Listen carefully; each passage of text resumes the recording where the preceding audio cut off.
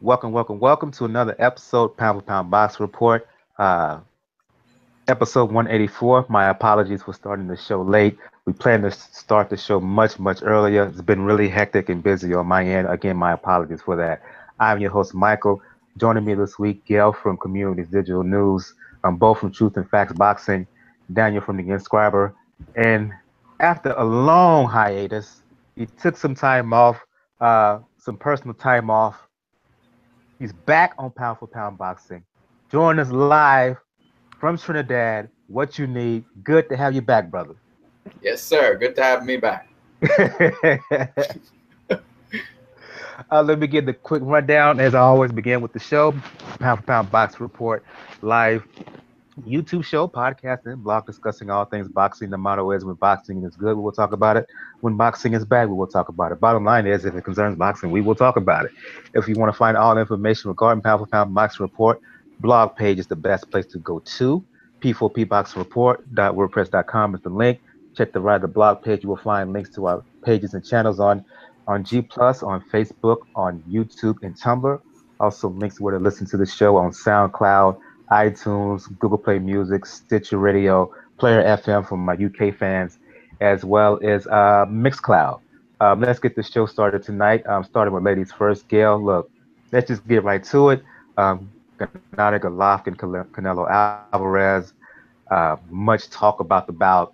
The bout ended up being a draw. The highlight of that draw card was the 118-110 scorecard from, and her name escapes me right now. Help me out, folks. Adelaide Bird. Tweet. So yeah, Yeah. she's drawn the ire of many, particularly Triple G fans who felt he won the fight. Again, starting with you with Gail. You were out there in Vegas covering it for Communities Digital News. Your impressions of the fight. What was your scorecard? And now that you've had some days to digest it, you're back home now. Your thoughts on everything? Well, it did take some digestion. It sure did. At the time the scores were announced, it was a stunner in the arena, and the fans erupted, as you no doubt heard if you were watching. With with retrospect and a little more thoughtfulness, on that long drive home from Las Vegas to my home in San Diego, gives you a lot of time to think. The original outrage was over Judge Adelaide Bird's scorecard, 118-110 for Canelo Alvarez. In no rational universe was that card reflecting reality. Not even close. But let's assume she was going to give the fight to Alvarez one way or the other. It doesn't really matter in that case whether it was a 115-113 card or if she scored it a 120 blowout. Bottom line is she would have scored it for Alvarez. So the question, I have is, well, would the outrage have been just as great had she scored it for him slightly to his edge? Maybe, maybe not. But the chances of her moving off that dime were zero. On the other hand, you have a judge, Max DeLuca, who scored a very narrow card in favor of Golovkin, and then you have Don Trella, who scored it a draw. Looking at the scorecard, which I put out on Saturday night, and I'm sure a lot of you saw it, if you look down the card, Bird gave Golovkin 2 rounds. Gave him 2 rounds. 2 rounds she could not deny him. And one of those was the 7th round. Clearly a Golovkin round. His strength in the fight was the middle rounds. And Max DeLuca, who scored it for Golovkin, also gave him the 7th round. So 2 judges give Golovkin the 7th round. However, Don Trella, who scored it a draw, did not give Golovkin the 7th round. He gave Canelo the 7th round. That was one of the clearer rounds of the fight that was clearly not Canelo's round. Had that single round changed, we'd be talking about a majority decision for Golovkin. So really, where's the bigger outrage there? In retrospect, we've got a lot of things to talk about. But as everyone knows, the judges in Nevada, have always come under a lot of scrutiny. If it's not Adelaide Bird, it's C.J. Ross, it's, who knows. In the end, Golovkin does not lose his belts because it was a draw, which he pointed out after the fight. Second, everyone knows we're going to get a rematch, and it's going to be bigger, badder, wilder, more money, changing hands than the first time. It's good for business. A lot of people did not walk away that unhappy. But to me, the bottom line fallout from the fight, yeah, Adelaide Bird's now on an extended holiday, and yeah, she apparently got pulled off a UFC card, which she also judges UFC in Nevada. But the real harm to me ended up being to Alvarez.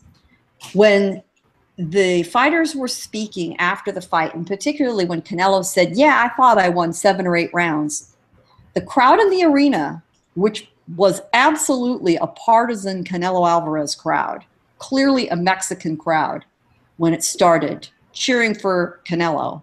By the end of that fight, hearing Canelo say that, they booed his ass, and they didn't make any secret of it. One thing Mexican fans are knowledgeable and fair, and the hit to Canelo's reputation from this is probably, if there's damage from this to anybody, that's who it's to, is Canelo's reputation. This is a lot like Timothy Bradley outright winning against Manny Pacquiao when everyone could see clearly that he didn't.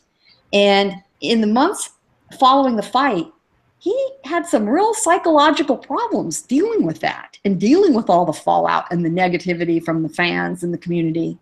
So we're going to have to see how Alvarez deals with this the next few months. He says he's taking the rest of the year off. We all know we're heading for May 5th. May 5th in 2018 is a Saturday. I just say book your rooms in Vegas right now. On the other hand, the fans got what was promised. It was an exciting fight. It was thrilling. The atmosphere all fight week leading up was energetic, fun. People were in good spirits. The fight delivered. Everyone got their money's worth. No doubt about it. By the way, I scored at 117 to 111, 8 rounds to 4 for Golovkin. I gave Canelo rounds 1, 3, 10, and 11. Pardon me, 11 and 12. Okay, I had it a little bit closer after watching it a second and third time. I had Golovkin winning by 3 rounds. I'll go to you what you need. Last week, you were in the chat, and your analysis of the fight, your breakdown, you felt that Canelo was going to win by outboxing Golovkin. I said he was going to stop him. Okay, stop it. My apologies. Correction. After watching the fight, after watching all of the discussion, which to me, I will say right here, it kind of went extreme, particularly here on YouTube and some channels. Is in the analysis afterwards. It seemed to be no, in my opinion, all the way Golovkin. Canelo fans had it all the way Canelo. The judging, the 118-110 scorecard, okay, fine. But if you had such extremes for here and there, why you not have an issue with the other 2 scorecards there? If you understand what I'm saying. So in the aftermath of watching the fight, the analysis afterwards, a few days to digest and let things settle in your mind, your thoughts on everything involved, what you need. Well, let me come from this perspective, right? Winning a round is based on 4 criteria. 4: defense, clean, effective punching, ring generalship, and effective aggression. The key word here is effective. It's not what Jim Lampley says, oh, horrible, hard right hand. That's, and then you miss or you get blocked. It's about clean, effective punching. Here's what I got to ask. All right.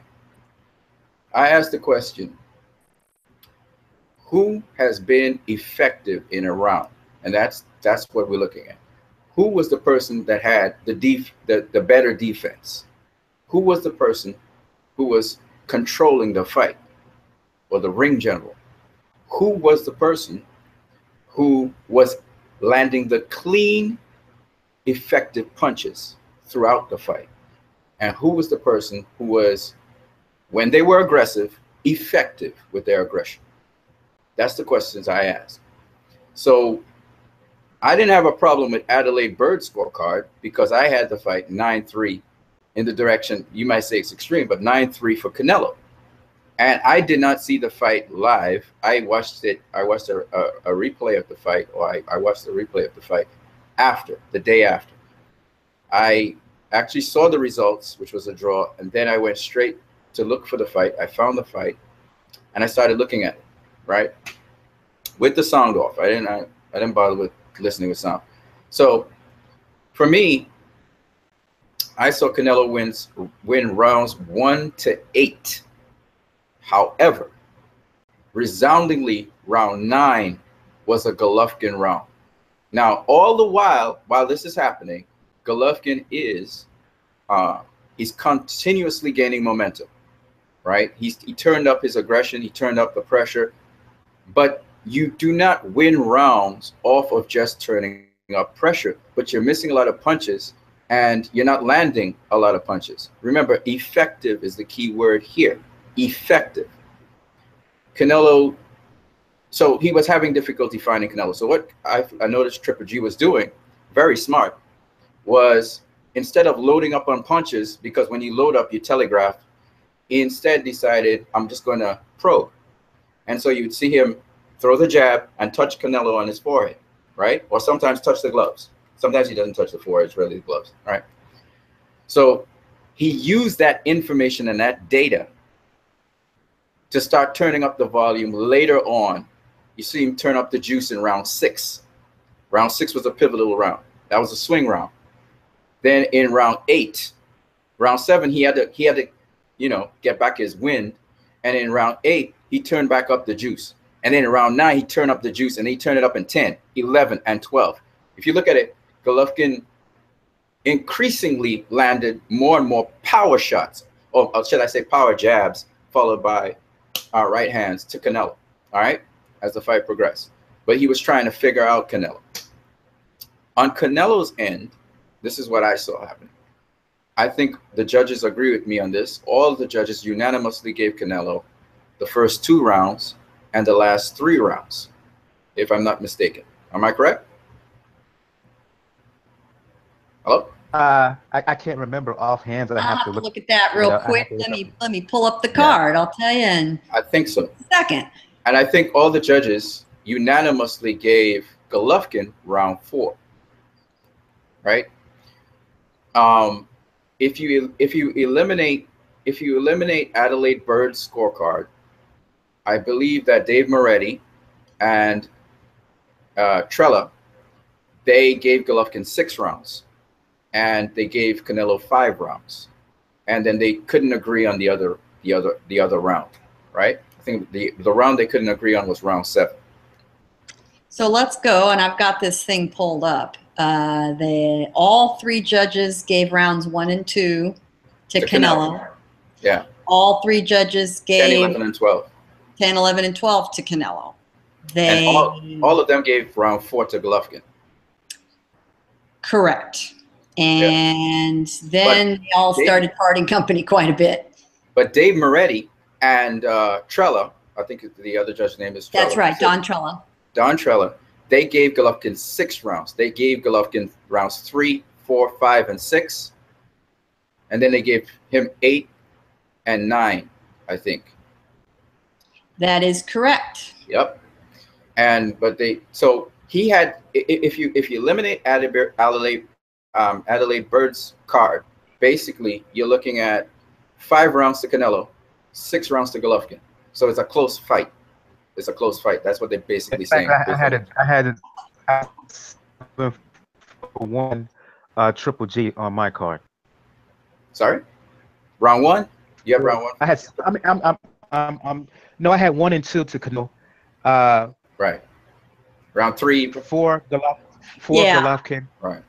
At 3, I had it even. It was a close round in my opinion. Both guys did some things. 6 Triple G. Round 4 was a swing round. It was an even round in terms of landing punches. It was an even round. However, I would say that Canelo landed the power shots and a lot of body work Canelo did early in the fight that nobody really paid attention to. Because when you're a smaller fighter fighting a guy in a higher weight class, the only weight, if you've noticed, Canelo could take Golovkin's punches. Why? Because he did body work early on in the fight. Body work. He went to the body. And that's a very smart thing he did. And the other smart thing he did was he started to move around the ring, so Golovkin had to come chase him down. And if you notice, Golovkin wasn't really, what's the word I'm looking for? He's very good for doing that, where he stops you from, he wasn't really good at cutting off the ring with Canelo. Canelo seemed to be always a step ahead of him. And he's kept on going around and around and around the ring, instead of Golovkin cutting him off, so he had to turn and go the opposite direction. So if Golovkin is in the rematch, there are two things Golovkin needs to do if he wants to have a chance in this fight. One, he has to make Canelo come to him. He cannot be expending all that energy going after Canelo all the time.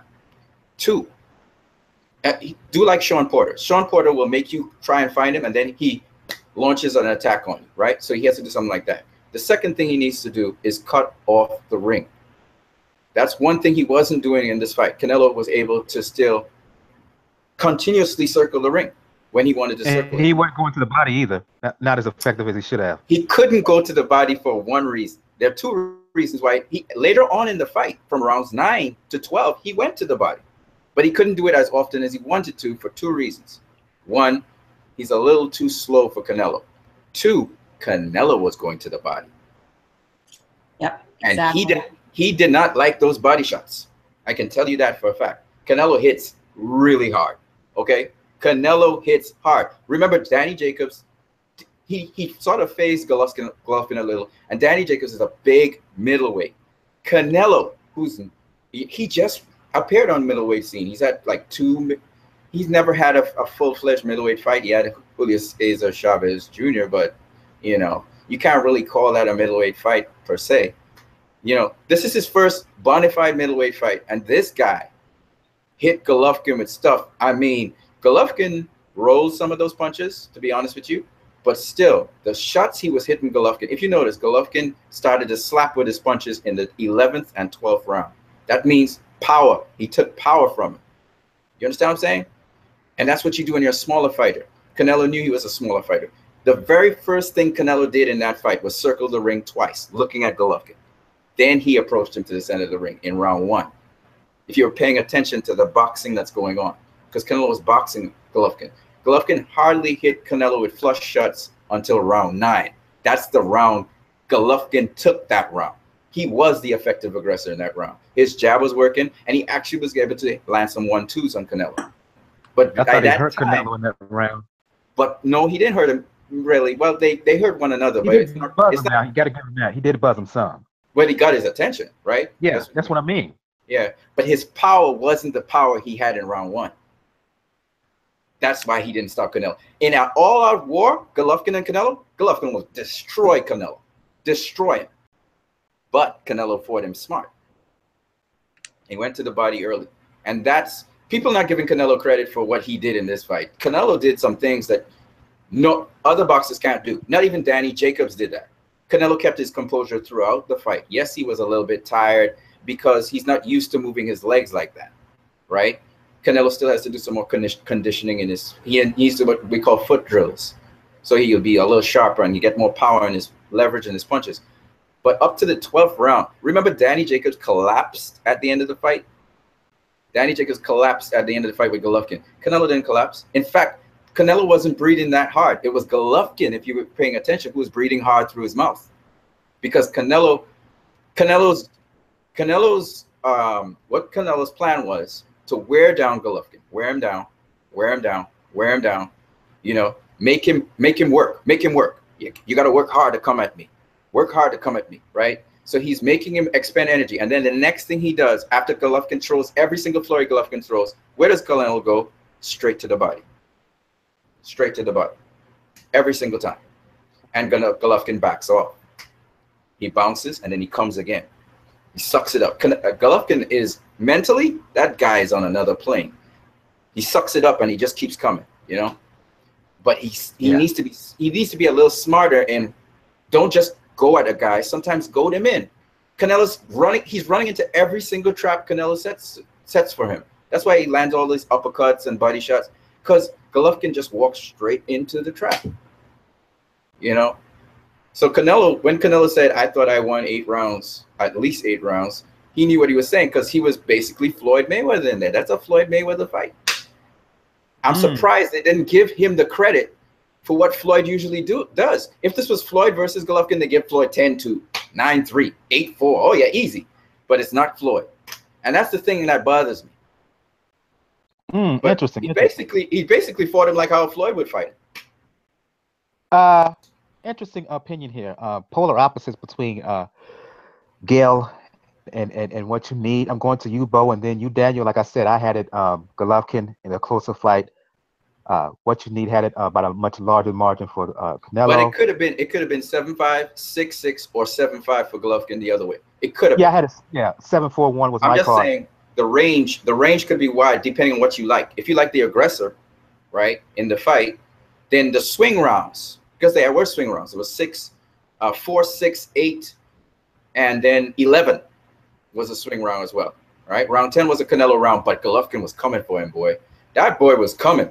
You know, he had a lot of intention, but Canelo could handle him because he was very composed. Canelo has a lot of experience, man. 27 years old and got that kind of composure. That's crazy. Indeed. That kid is crazy. That kid is out of here, man. Indeed, I'll go to you, Bo, and then you, Daniel. You heard the opinions of what you need in Gail. Your thoughts on the fight, starting with you, Bo. If you take out and I said this, everybody's upset because of the 118-110 scorecard. But if you take that scorecard out, you got 115, 113, 114, 114. That's only a difference of 1 round. Yep. So that tells me that, and I said this, I said, listen, it was a close fight. And that tells me right there it was a close fight. Now, I'm with you, Mike, and I said this too. If you want to scream people are screaming conspiracy, robbery. Yeah, conspiracy.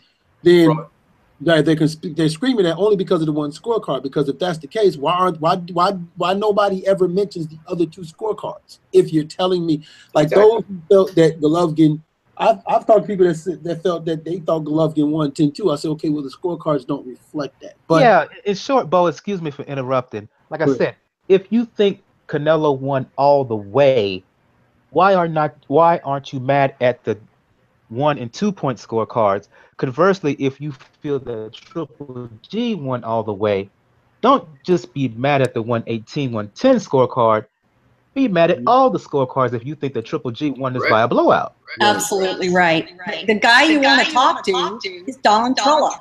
Exactly. The 114. Right. But see, you can't say that about Don Trella, because I had Canelo winning round 7.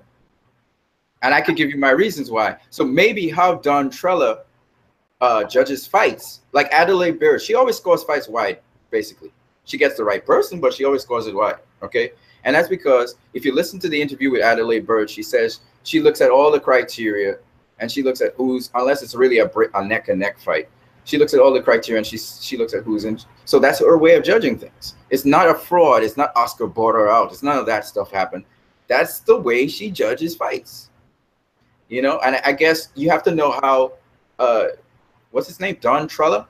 How Don Trella judges fights, what he's looking for. Because those guys, they're not listening to the crowd. They got to zone in on what's happening in front of them. They have to really lock in. And they're absolutely and they're all looking from a different angle. Yes, and they're below the fighters. They're looking up at the fighters. That's why Joe Cortez said they need to lift them so they can look down. They'll get a better view. And they're each on a different side of the ring. And we've all covered fights sitting on a different side. And then you go and watch it again and you see a lot of things you didn't see the first time. And that's absolutely true. And that's why there are 3 judges. So the question, a lot of people will have as well, a lot of judged sports who have the same issues as boxing, this is not particular to boxing, have increased the judging panel, and they throw the high and the low score out.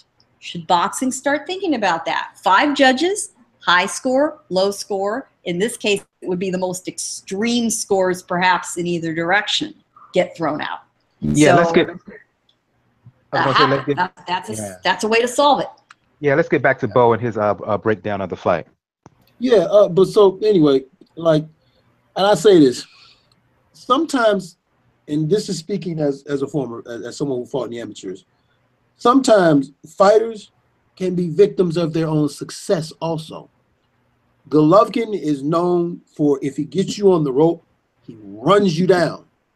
And sometimes when that don't happen, you'll get some judges that might look at that and say, okay, well, he didn't run him down, so whatever Canelo was doing must have been effective. They might have felt like Canelo won. Canelo is known for, like you said, his excellent body punching and you know, being the bigger man and being effective at being the bigger man. So when you see him going backwards or fighting off the ropes, even though he's comfortable doing it, right, some people felt like, well, Canelo must have lost because, you know, that's what it is. What you had was, you had a fight where both guys were doing things that made the other guy think and make adjustments.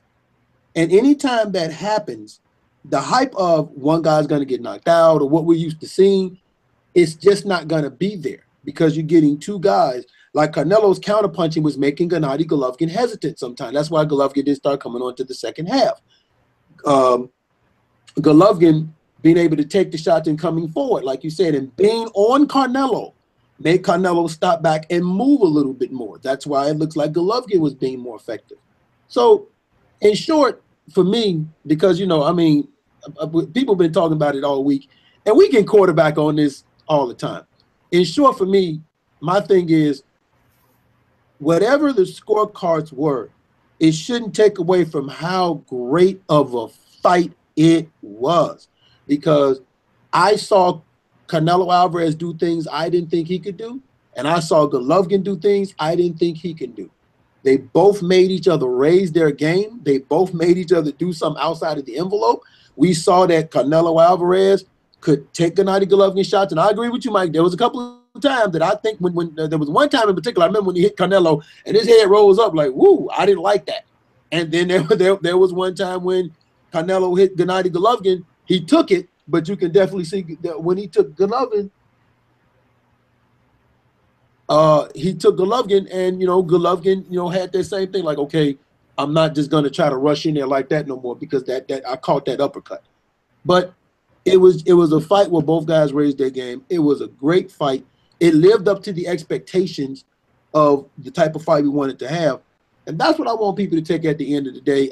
You know, you get comments of people saying that if you think Canelo won, you hate GGG. If you think GG won, you hate Canelo.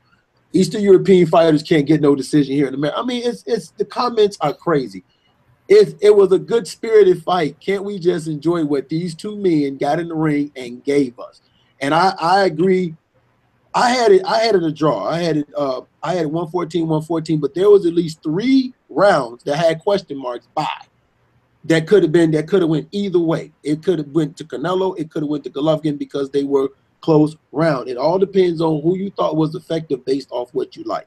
But anybody that felt that Golovkin won, I have no problem with that. Anybody that felt with Canelo won, I have no problem with that. But what I want people to understand is take out that 118, 110 because like Gail said, she wasn't coming off that regardless. 115, 114, 114, 114. That's a difference of 1 round, people. That tells me, yeah, this was a very close fight. And it really was. And it was a damn good fight. It's just marred by the thing that people think, which it happens to Canelo and it's bad because he does get favorable scorecards in certain fights. And when that stigma is attached to you and then this happens, people will get outraged. But it doesn't change the fact I saw 2 guys that I didn't think could do certain things show me something different about them. And going into the rematch, I'm even more excited. At the end of the day, it is what boxing needed because regardless, it was 2 guys, the 2 best guys that everybody wanted to see fighting. And that's what we got. We got a great boxing match. Your thoughts, Daniel?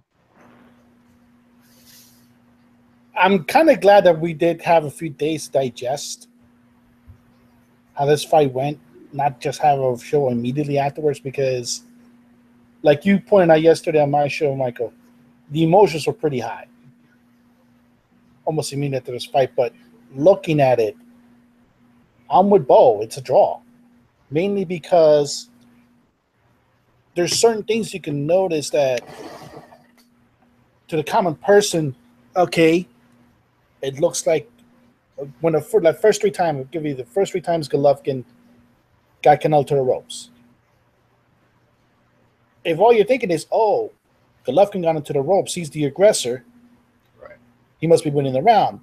Well, if you notice, particularly, especially the first time, yes, Golovkin got Canelo to the ropes, but he hardly threw anything. And when he did throw, Canelo made a miss. And pay too. Mm-hmm. And Canelo was doing a lot of that in the beginning, in the middle of the fight, where he was slipping the punches. He was even turning that big right hand when Golovkin was trying to throw it in the ropes as he was getting out of the ropes.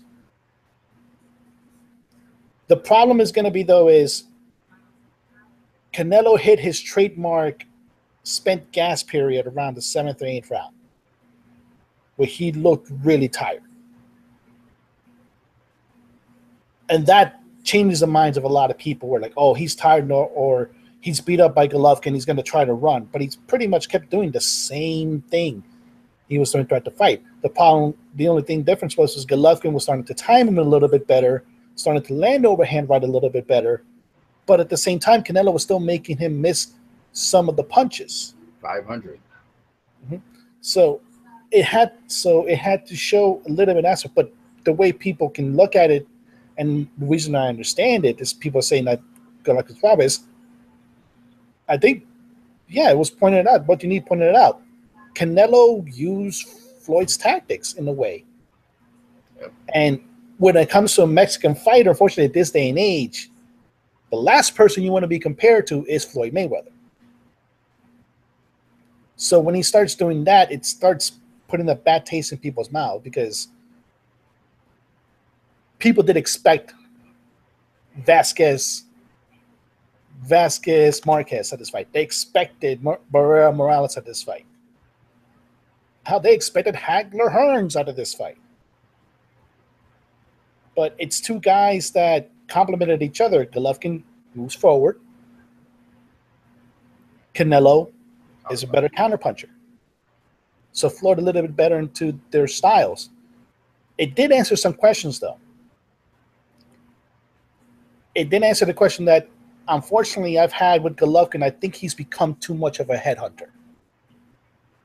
I think he's seen so many people get knocked out by his shots to the head that he'd ignore that when he dropped Martin Murray with a body shot. When he dropped Marty Macklin, he dropped him with a body shot. So he, unfortunately, has in a lot of his fights just pretty much abandoned the body attack. And this could have helped him in the fight with Canelo around the 7th, 8th rounds. If he would have done a sustained body attack there, he probably would have got a knockdown. But the other major question that was asked in this fight was answered. And it's the one question that everybody thought it was going to be a no. Was, can Canelo take Golovkin's punch? And the answer right now we have is yes, and he can take it pretty well. The question now is going to be, when it comes down to it, is, and I asked this yesterday, by the time we talk about January, are we still going to talk about this fight with the scorecard in mind, or actually going to be able to view it as for what it was? It was a really, really good fight between two people whose skill sets complemented each other well, and with both of them neutralizing what the other was doing in many ways. Like Canelo, for a while, was able to neutralize Canelo's movement for a little bit, but Canelo was able to neutralize Golovkin's aggression. So, are we gonna forget? When we get to January, when I do think like pretty much they'll announce that the fight will come back in May or September. Are we gonna think about the fight, or are we just still gonna think about the scorecard? Because that's the bad thing about the scorecard. It did leave a lot of bad taste in people's mouth. And it pretty much erased what the fight was. Like I say, look at how Teddy Atlas went insane on SportsCenter afterwards. Teddy Atlas has made a career of going insane. Yeah.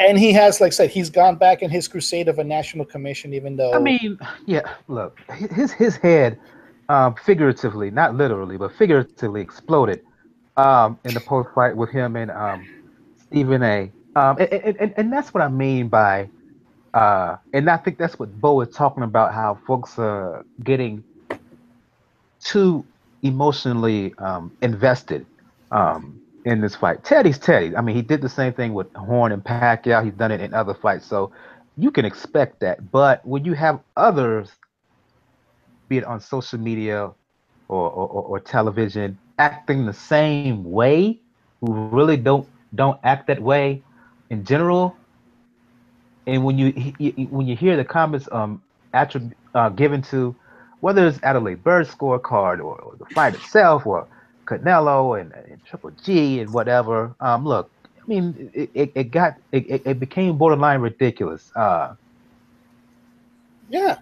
it did, but it unfortunately does show that when it comes to fandom, the way we judge things,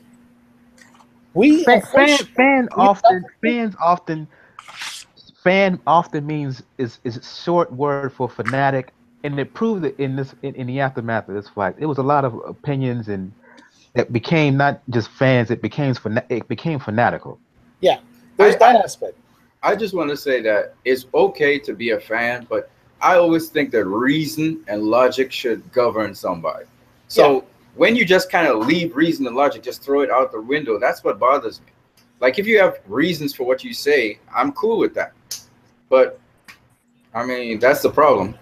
Yeah, there's certain situations like this. Like, it wasn't just fans; it was like people in the media were getting a little bit heated about this whole situation. But it shows that, unfortunately, we've become, particularly in boxing, a group of extremes. Like, sometimes a draw is a draw, and it's actually worthy of being called a draw. Unfortunately, we got into the aspect where if it comes into that, somebody's robbed, something happened.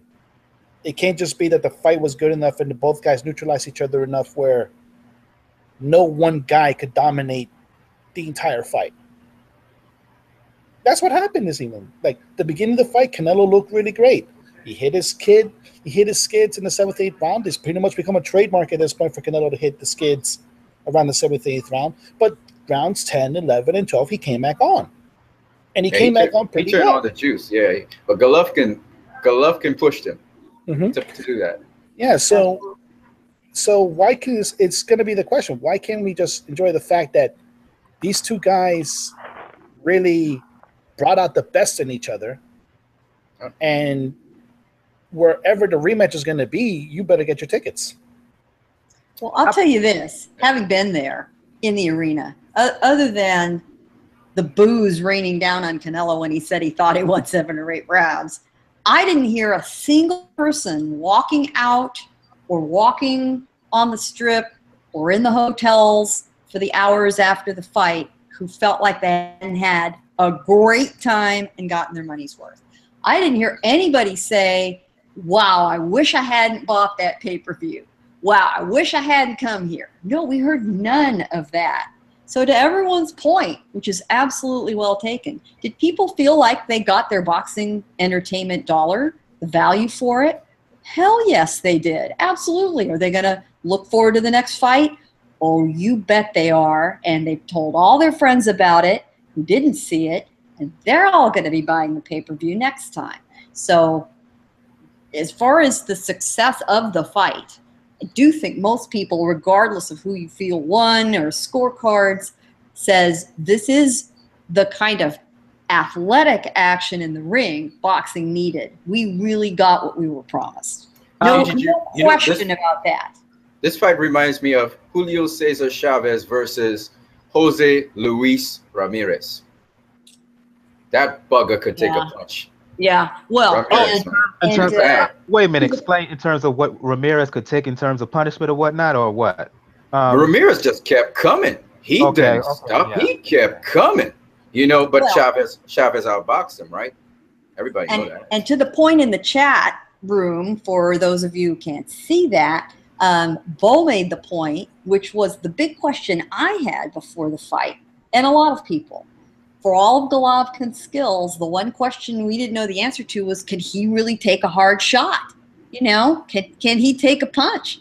Well, he got hit plenty hard several times, and yeah, that guy can take a punch, which should scare a lot of other people, because he got hit hard several times, and he didn't stagger. Body, though.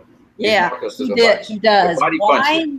I totally agree with you. Why in the world Golovkin abandoned the body attack that served him so well is a problem. So he's going to have to figure out. That's the puzzle he's going to need to solve over the next 6 to 8 months, however long it is before we get another fight. How does he get to the body again of Canelo? Because it's true, Canelo's got speed over Golovkin, absolutely, and that's the issue they're going to have to solve. Now, I think he was solving it, though. In 9, 10, 11, and 12, yes, he got to Canelo's body finally. He did. And he hits hard. Not much. He didn't. He hits hard. There's a difference between Canelo's punch and his punch. There's a no question about it. Oh, yeah. The question I have is, you know, all things being equal, we probably have to assume the fight will be in Las Vegas again. But I think there's some other good choices, and I hope that they are considered. And there may be a drumbeat starting up, particularly from the Golovkin camp, not to do it in Las Vegas again. So it's going to be an interesting conversation, because you know that Golovkin would love to move it back to L.A., where he actually has a bigger fan base than Canelo, or to New York in Madison Square Garden, where he absolutely is very much at home, and that would be foreign territory to Golovkin. Or, pardon me, Canelo. Canelo is, you know, I don't think he's going to like fighting in New York in May. I just think that. But I don't think it's going to happen, but it's worthy of discussion. Last word, what you need before we move on to other fights. I think they're going to rematch in May, but I'm going to tell you guys this, right? I think Canelo's going to stop him in May. I know you guys don't want to hear that, but I saw what I saw. Now, but he was coming on to Canelo, though, and he hits very hard. Like, if Canelo tries to trade off with this guy toe-to-toe, when he's got all his strength with him, ow, that would not be cool. So Canelo uses his defense. The thing about it was, what made this fight so that Canelo could fight Golovkin was his defense. Am I too loud? No, you're not. No, you're not. No, I'm talking to somebody else. Okay. Yeah. It's late in the night, so I'm being mad at. Understood. Let's move on to other fights, and I'm gonna go with you, Bo. JoJo Diaz fought a guy by the name of what's his name? His name is Rivera.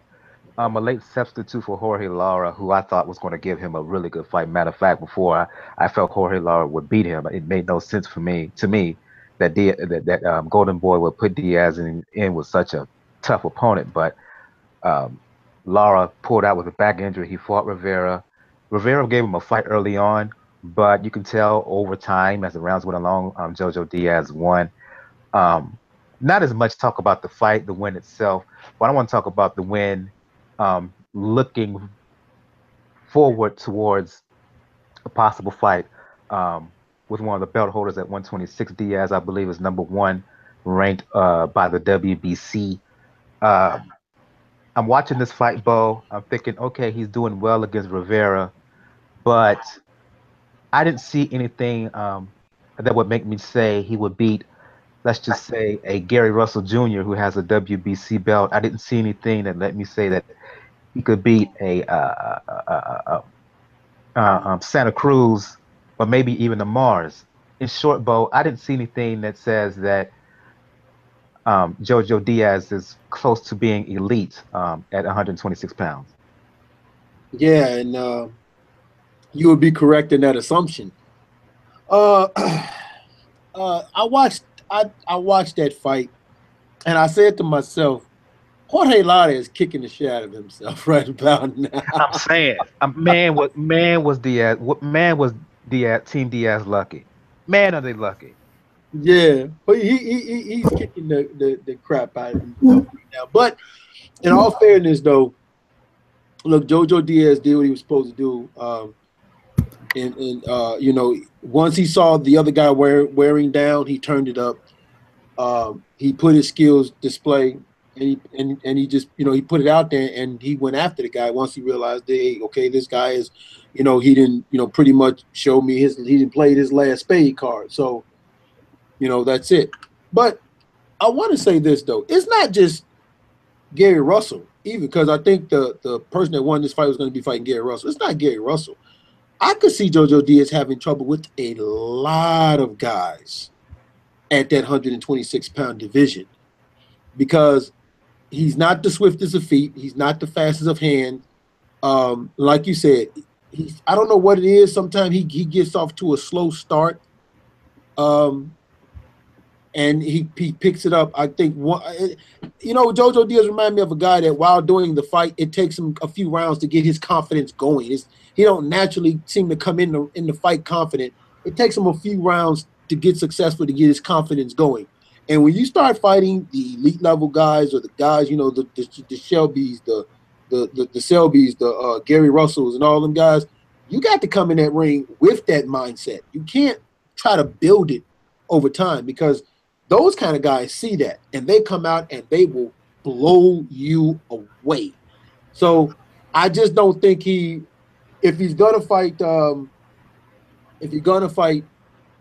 Gary Russell, I don't see him winning that fight. But then again, we have to ask ourselves, is that a fight Oscar's going to make? Because so far we haven't seen none of the big fights made by PBC and Golden Boy. So I don't know if that's a fight Oscar's going to make. And then after that performance, is Oscar willing? Because right now he only got one horse, which is Canelo. He has to build another horse. You got Diego De La Hoya and you got JoJo Diaz. Do you want to risk kind of ruining them right now? Because you fight Gary Russell and Gary Russell blows you away. What's next? The rebuilding process? So I don't know. I'm a little worried now. If he does fight Gary Russell, I'll give him all the props in the world. I just don't see him beating Gary Russell. But I just know Jorge Lada got to be kicking the hell out of himself right now. I'll go to you. Go to you, Daniel. Your thoughts on Diaz's performance, and how would you compare JoJo Diaz to the top featherweights in the world? This one is difficult to judge for the second question. The first question, though, is JoJo seems to be one of those guys. It's true that it does take him a little bit to get going, but when he does, he's able to figure it out pretty well, because pretty much after the third round, the fight, every round looked the same. Now, I said it last week, originally Rivera was the opponent Golden Boy wanted. They had to go to Lara because Lara was higher ranked in the WBC. And they were fine with that. Now, with Rivera, obviously, like I say, he's coming in late. He was training for a fight that was supposed to happen this week. It's one of the reasons why he did miss weight by a pound. So he came in there, was probably a little bit gassed, probably because he had to do probably 2 weeks worth of training camp in 1 week now. But JoJo was able to land his shots, get the connections needed, land the combinations needed, and won a pretty good fight. Here's where it gets interesting. It's not so much that JoJo is ranked among the featherweights. It's pretty much of how much confidence Golden Boy has. Because they could have probably just said, no, JoJo, no, Jorge Lara's a little bit too tough. Let's not do this right now. Let's try to go through the other sanctioning bodies. No, they chose to stay the course. That kind of shows me the confidence that Golden Boy has in JoJo Diaz. Now, is it misplaced? Well, let's look here. With Gary Russell Jr., obviously the hand speed goes to Gary Russell. But the only problem with Gary Russell, unfortunately, he's so inactive that we don't know if he can catch him off ring rust. Obviously, Leo Santa Cruz is still dealing with the whole situation with Morris's mentor, so he's out of the question. But Santa Cruz will probably give him Paulus Mini just based on work rate alone, not to mention the height and the length. Abner Morris, he actually might have a decent shot against Abner Morris. Mainly because he could probably land the combinations on Morris a little bit better. Carl Frampton, I have to see Carl Frampton fight again first to make the judgment, because the way his entire, like, at least circle has crumbled around him doesn't exactly bode well for confidence, and I don't want to judge a fighter based on that. Lee Selby's, he hasn't been getting fights at the same time. Eddie Hearn kind of knows him on the champions. He is the weakest of the bunch. So he has been a little bit protected. You might have a shot against Selby. The one that's probably going to be interesting to me is the one we're going to talk about later on, and that's Oscar Valdez. Because to me, that's been the plan for Golden Boy from the jump when it comes to like building the Mexican rivalry fight of featherweight. Oscar Valdez versus JoJo Diaz. And unfortunately, Oscar Valdez hasn't looked that good in his last fights. And if JoJo keeps doing this slow building process where he slowly keeps getting better, and if Valdez keeps not looking that good in his last fights, I might give him a shot against Valdez. But if we put him in right now, I could say probably Valdez would probably beat him. So against a top featherweight, yeah, he has a long way to go, but it shows the confidence that Golden Boy has that they didn't even bother, like I said, they didn't even bother when Jorge Lara got presented to them. Say, no, let's go WBO route. No, let's go WBA route. Let's go IBF route. No, stick to the game plan. Even though Jorge Lara could punch the living daylights out of JoJo if he caught him. But it shows confidence. I'll go to you, Gail, and then what you need. If I don't know if you watched the fight, what you need. But first, you, Gail, you was in the house. Your assessment of the fight. Am I being too harsh here on JoJo Diaz? No, I don't think so. These are legitimate questions to ask. You know, he's one of these guys that's sort of on the brink of where he's going. He is ranked in the top 10 in most places, at the very bottom, mind you, but he is there. Diaz is never going to be a highlight reel knockout guy. He's not. He barely has. He's got just a tick over 50% knockout rate. He is not that kind of guy. He doesn't have that kind of power, at least at this size. He is one of these guys who just sort of chops away.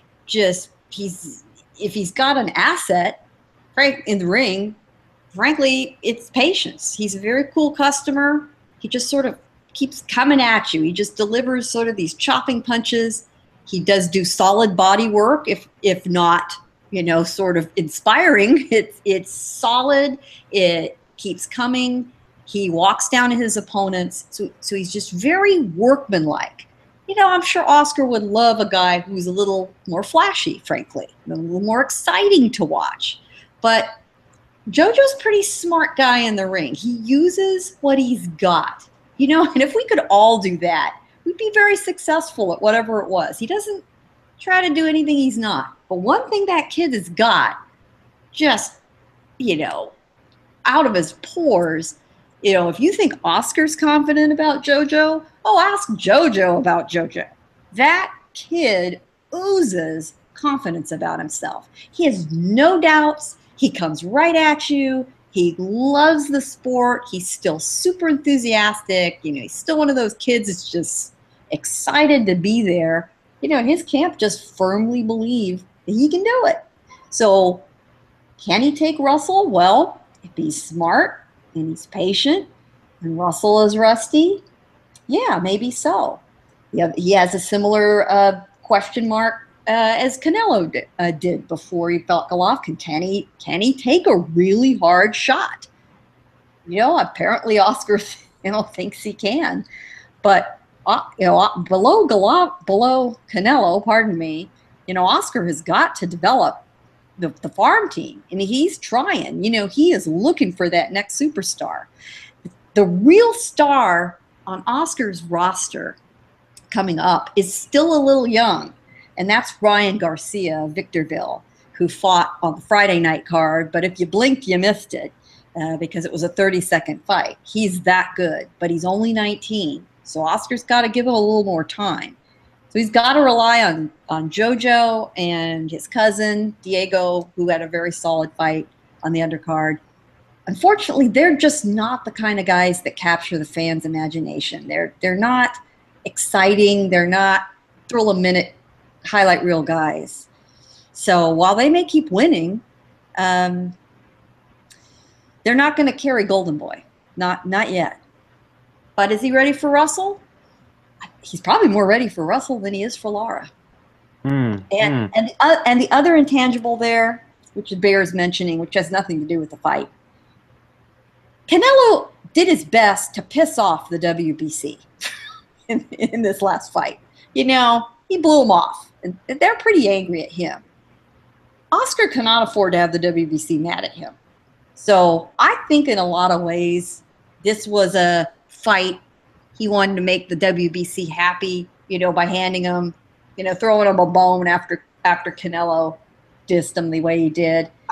And I think this thing with Diaz is a make nice to the WBC so Oscar stays in the good graces. I'm not sure it is as much as about the matchup as it is playing nice with the sanctioning organization.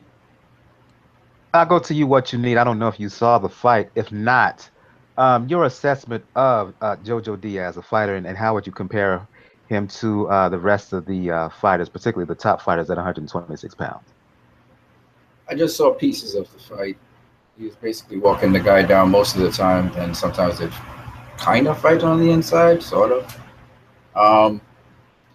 So I only saw pieces of it. I would say this. I think you fight to the level of competition that you have.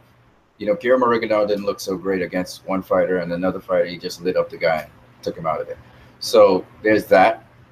Remember, the more, depending on the fighter, if the fighter asks for the challenge, Canelo, this guy's 27 years. He asked for these huge challenges.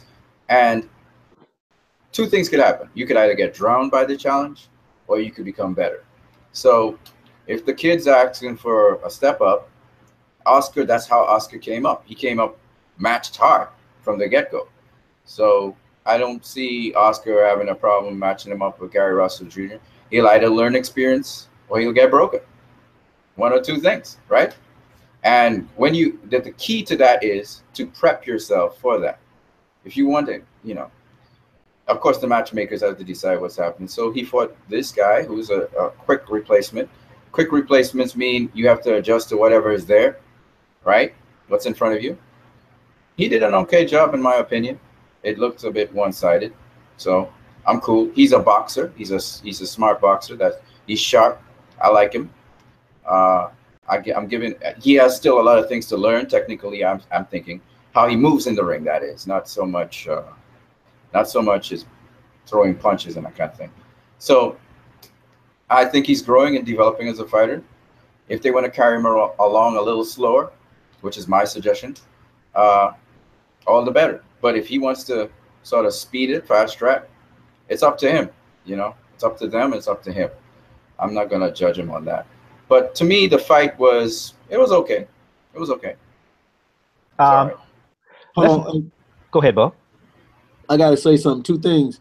I want to ask Gail. Did you drive back to your house or did you fly back to your house? Oh, I drove. I drove there and I drove back. Okay, because I was trying to give you an excuse. I thought maybe the altitude was getting to you and you said that he's ready for Gary Russell. I thought maybe the altitude mixed with alcohol. No. Adjustment there a little bit. Well, alcohol cannot be my excuse, unfortunately, for anything, because we don't cross paths. But no, there's no altitude. What the hell are you talking about? This is desert, man. JoJo is more ready for Russell than Jorge Lara, and No, he's not ready for Fell out Russell. my chair. I don't see that either. I think no, Russell's I'm talking Russell's to a point of- way. Russell's I'm on talking a a point of comparison. Oh. You know, we're talking okay. about a point of comparison. Is he more ready for one than the other? Is he ready for either? There's a lot of doubt there. But Okay. as was just rightly said, he thinks he's ready. If he's Oscar ready, thinks he's ready. feed Hell him. yeah, bring it on. You know, and Yeah. I applaud somebody. You know, what's the cliche? Punching above their weight class, right? Let him Okay, that's try. true. You know, at this point of his career, at this point of his career, this young, a loss would not kill him. And sometimes Adrian Broner lost to Marcos Maidana. There you go. You really yet another boxing cliche that's true, and it's a cliche for a reason. You learn more from your losses than you do from your wins. Sometimes. Well, if you continue on. So let's say he loses to either Russell or Lara. If learning occurs, that's a positive for him. You know, especially if he makes it to 12 rounds.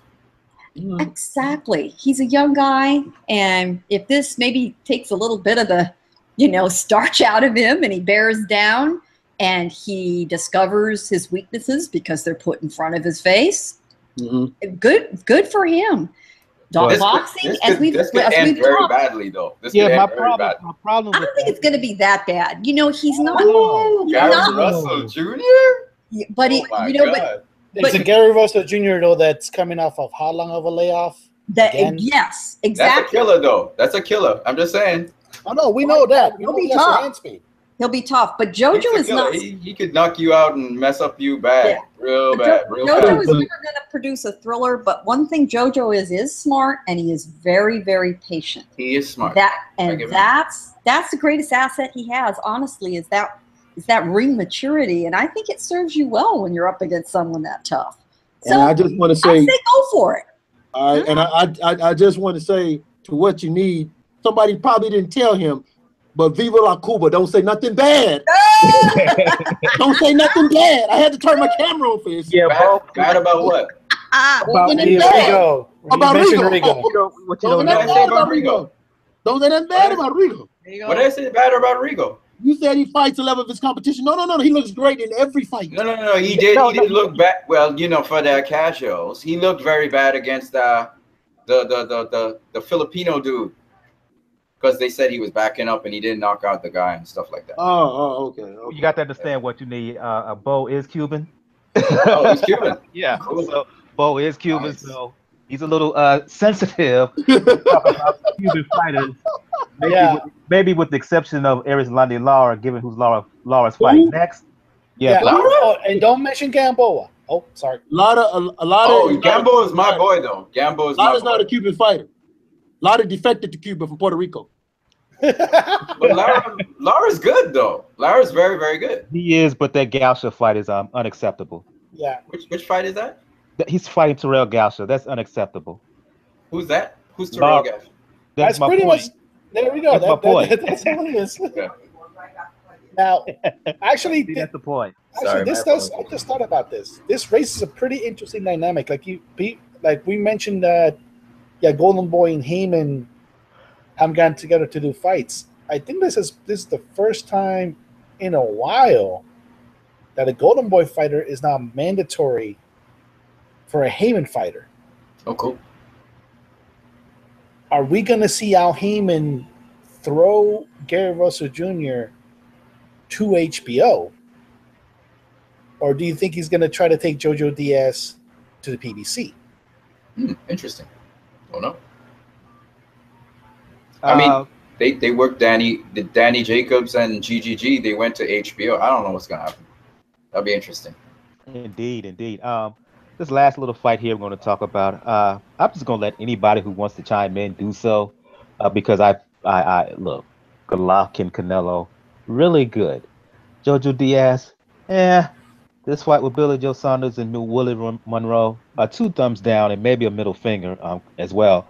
I don't know what's worse. The fact that Willie Monroe wasn't aggressive enough. The fact that Billy Joe Saunders, who has stuff on the line, looked pretty meh.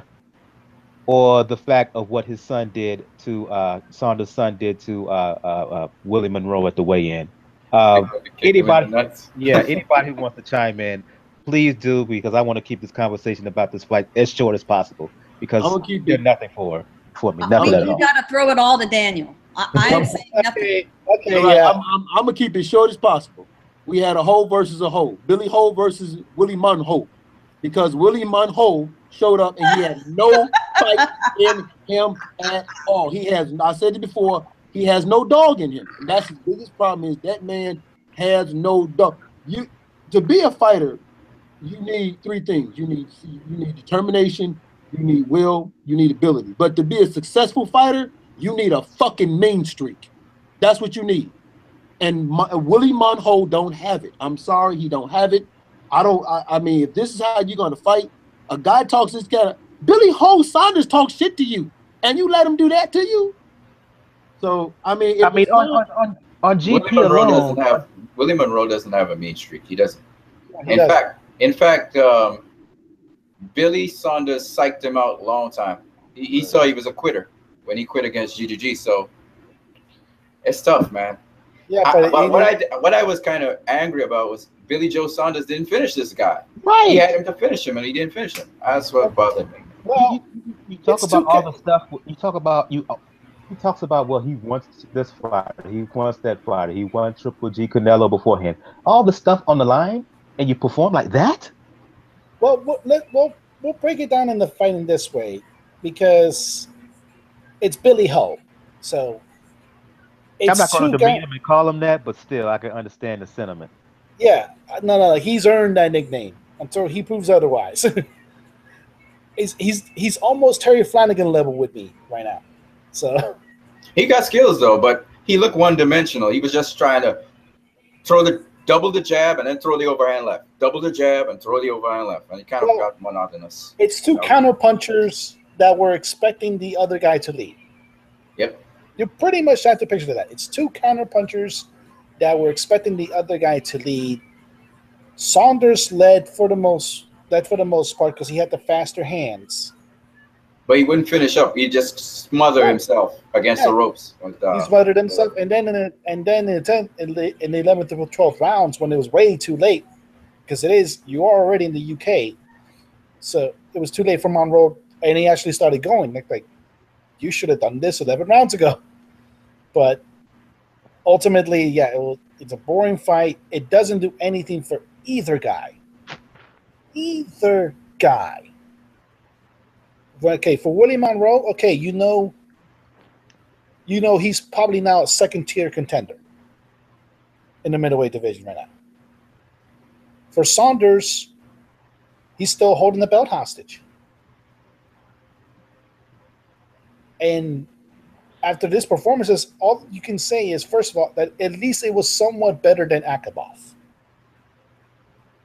Because Akabov was much, Daniel. That's not saying much. I know that's not saying much.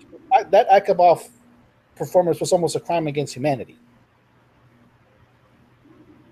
He did a little bit better this time, but like I said, it doesn't do anything to raise his stock. And he's turned down opportunity after opportunity to raise his stock and make money. Think about this. Well, maybe he'll face Golovkin before the end of the year. That would be good. Not based on what we saw. He didn't want it. He didn't deserve it. He doesn't deserve it much. Yeah, sure. Why not? I mean, but I don't know if they'll have it because they're going to have a rematch, but it'll be nice. It's one of the reasons I call him Billy Ho, because he keeps calling out Golovkin and then he finds bullshit excuses to get out of the fight. No, I'll tell you what's the worst part of this fight. I'll tell you right now what's the worst part of this whole thing. The fact that Billy Joe Saunders had the nerve, the unmitigated gall, the audacity to call out Amir Khan. He did? Really? Yeah, he did. Really? He did. He called out Amir Khan, who he hasn't fought in how long? And the last time we saw him, he got splattered in the ring like pancake batter against Canelo. Yeah. Really? That was pretty much equivalent to I'm gonna say it, to Adonis Stevenson when asked about Kovalev, hey, you want to see me fight Carl Froch? That's pretty much the equivalent. I think Billy Joe Saunders has a lot of skill and talent. I think that the fight wasn't the greatest fight in the world. I'll agree with you on that. But I know that boy has skills, and I would like to see him in the ring with Golovkin. I would like to see it. But the Because I problem know he has more than what you're seeing. I You're saw right. his performance. I saw his performance against Andy Lee. you're right. You're right. You're right. What you need, but we're going to move on. But the problem is this with Billy Joe Saunders.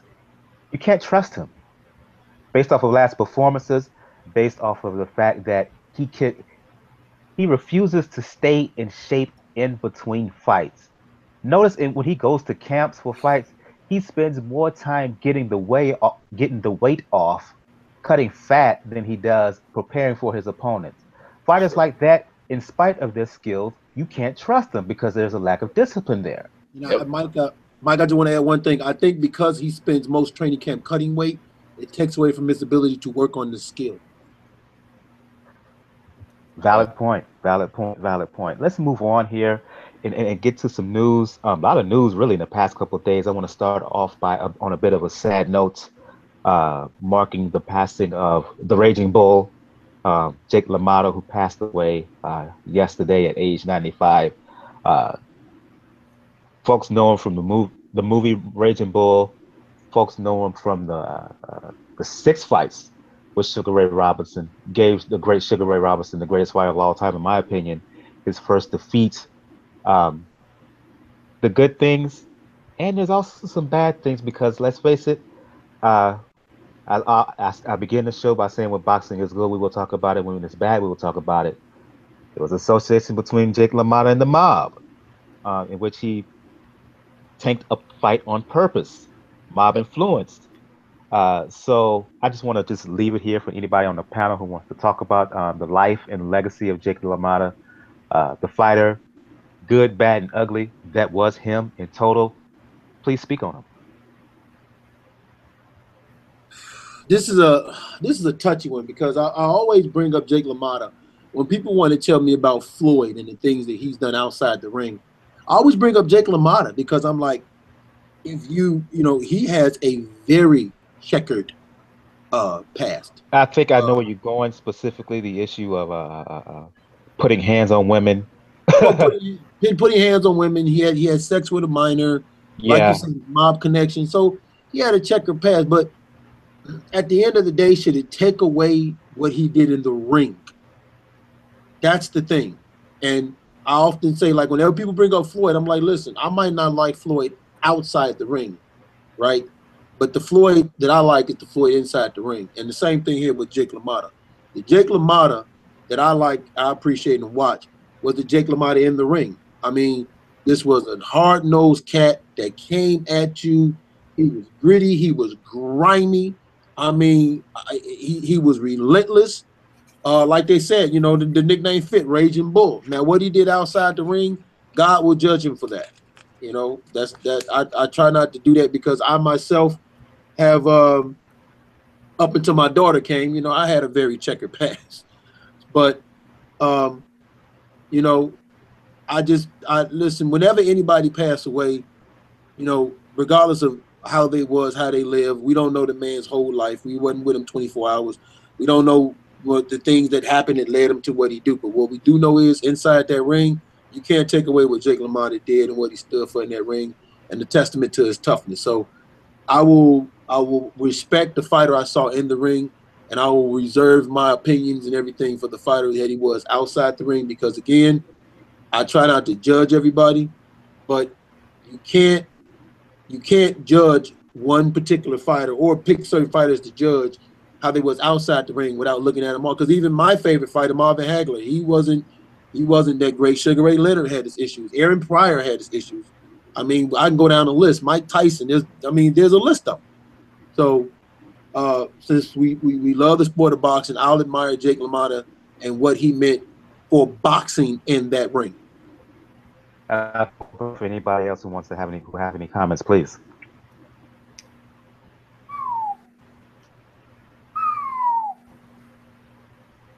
The Floyd before Floyd in the way. That you could pretty much describe Jake LaMotta as his life outside. And the thing is, if we're going to be honest about it, what they showed in Raging Bull, the movie, from all accounts, that was a pretty sanitized version of Jake LaMotta from everything I've read. he was even worse than Oh what we no, saw in that movie. yeah. Oh no, that's definitely understandable. Like Hollywood has a wonderful way of whitewashing people's problems, but if you have to look at him outside the ring, yeah, it's a really, really bad human being. Inside the ring, though, he was one of the most durable people you could ever see. He fought his heart out every time he could do it, and he does get this one credit. He's the first guy to beat Sugar Ray Robinson. Now, to be fair, Sugar Ray Robinson beat him down 6 more times after that. Beat him before too. Yeah, And- yeah. including the infamous St. Valentine's Day Massacre, I think. Yep. But it does show the durability in the ring. It does show, in many ways, what you're probably going to expect to see Floyd be. And when it comes to his old age. Because at his old age, people have forgotten about, like, how he was a mafiosi. How he beat women like dogs. Because what you saw pretty much in almost every major Hall of Fame ceremony was, hey, look, there's the guy. There's the old guy with all the rings and the cowboy hat. That's pretty much what Jake LaMotta was known for later on in life. And he died, like I said, he died in Miami. He died in hospice care. And to just show you how non-committal pretty much bad he is, how can you have a fiance for 25 years? I have not heard of that, at least in the conventional sense, for a long time. Well, let me put it this way. Let me speak for. Would have saved my life if I'd have heard of it. Yeah. You know, you have a fiance for 25 years, and you've got a really stupid woman, and I'm the only one that can say that to get away with that. 25 years, holy cow! You know, it's an interesting discussion, a bigger discussion when you look at LaMotta's life and, you know, some of the unsavory things that happened outside the ring and outside the sport, and how much we should consider what people's behavior and attitudes and views and actions are like outside their sport of choice, outside the ring, off the field, outside the arena. How much should or shouldn't that factor in? And it's a whole hell of a lot different now with the various communication tools we've got, and the fact that you really can consider yourself pretty much on camera or being recorded virtually anything you do, or you should, especially if you're in the public eye. Jake LaMotta's life would have been a whole lot different, and attitudes toward him would have been a whole lot different. But how much do we owe these guys, you know, that kind of scrutiny? But, you know, that's the question a lot of people had about Floyd. As a woman who doesn't think that men should be beating on women, let alone anybody beating on anybody else, unless you're getting paid to do it, that's a difficult question. Is it for me to factor that in when I'm covering him as an athlete? And I made the decision deliberately to say no. If I want to discuss his outside the ring issues, I do that separately, and I have, but not when I'm judging him as a boxer and as an athlete. And Jake LaMotta really does resurrect a lot of those bigger issues, and it's a very interesting discussion, and there's no one right answer. I'll go. I just want to add that you're right, Gail. It's never okay to hit a woman, but every now and then y'all could use good shaking. Hey, Wow. back at you! Back at you! Not me. I'm not in that equation. Yeah, you go ahead and shake, brother. I'm out. I'm with you what you need. I'm throwing my hands up with that. I'm going to you right we quick. can almost always outsmart you. That's dangerous, man. I'm going with you what you need. Listen, before your hiatus, you did your channel. Part of your channel was going and looking back, taking a look back, at fighters of the past and breaking down their styles and analyzing what they did, and even to the point of making a comparison between fighters of the past and the present. Right. I want to know, did you do anything about that regarding Jake LaMotta His fighting style? style? Because I asked you that specifically because you see LaMotta, we have this image of LaMotta and the Raging Bull stuff of in him essentially as almost like a brawler, just a No, he's tough not. guy. No, he had method Yeah, to his let madness. me finish. And I want to say we make the same mistake with folks like Marvin Hagler, by the way. LaMotta was much more of a skillful guy than he was just a guy with a granite chin and a good punch. Yep. And I use as evidence for that the fight in which he won the middleweight title against Marcel Cerdan, who at the time was really as slick as they come. Right. And yet LaMotta did not just outfight him, but he outboxed him as well. So I want to go into the boxing context. Your breakdown, if you have any, of Jake LaMotta, the boxer. Costamato. Costamato was a brilliant mind. LaMotta is like a Costamato. The fighting, excuse me, I can't talk so loud. Yes, the fighting has to be effective. Remember, when you're fighting a boxer, one of the most effective ways is to go from low to high, the jab. And the jab, these old school boxers knew how to use the jab several different ways. And so if I could just go into just a little bit of detail on LaMotta, because I'd take forever talking about him. LaMotta could, yes, he could fight a little bit off the back foot, but LaMotta and Costamato and even way back in the early 1900s, who faced the big giant guy that faced Jack Johnson, that this guy destroyed him, Dempsey. All of these fighters, they use the angle of shooting from low to high. Why do you shoot from low to high? Well, because when you make yourself smaller, you're a harder target to hit. It's just what it is. Boxers, it's hard to punch down at a target, believe it or not. And of course, these boxers were swarmers. Really, he's not really a brawler. The overhand rights and that come after the jab or the hooks, just like GGG, these punches actually are coming from low to high. And usually they sometimes use wide punches, especially with a boxer. A boxer can't deal, they deal with straight punches mostly, right? So when you use wide punches on a boxer, and you see them leaping, and even Rocky Marciano, believe it or not, Rocky Marciano had method to his madness with every boxer he faced. And so one of the things these guys would do, crouch low, and then they come in with leaping left hooks. You'd see them use the leaping left hook. They'd use a jab off an angle, right? They jab off an angle. So they don't come straight in on you. They always come in off an angle on you, all right? You know, when Floyd talks about special effects, these are some of the things that old school boxers, some of them, they didn't have all the different stances that we have, like the high guard stance. Gene Fullmer had something like a high guard stance, right? But mostly they used the shell, right? But there are different variations of that sort of defense. So they'd come in, you know, they're protect their shoulders protected, they stay low, they're staying off an angle. So if you fire a shot and miss them, and then they fire their jab, and it's usually either a shotgun jab, it's a very powerful jab that'll push you back, like what Golovkin uses. And you notice Golovkin also comes from low to high. He kind of crouches and he comes in on you, right? And the other thing they would use sometimes is they'd hook off the jab. So they would do as if they're going to throw a jab and then they hook off of it, right? So you have the leaping left hooks. Then they used all these series of feints. They used bobs and weaves to come in on their opponent. So there was a lot of method to the madness, but there was a lot of ferocity. These guys were very ferocious. That's why they called him a raging bull, because he had a lot of intent, right? Even more intent than Golovkin has.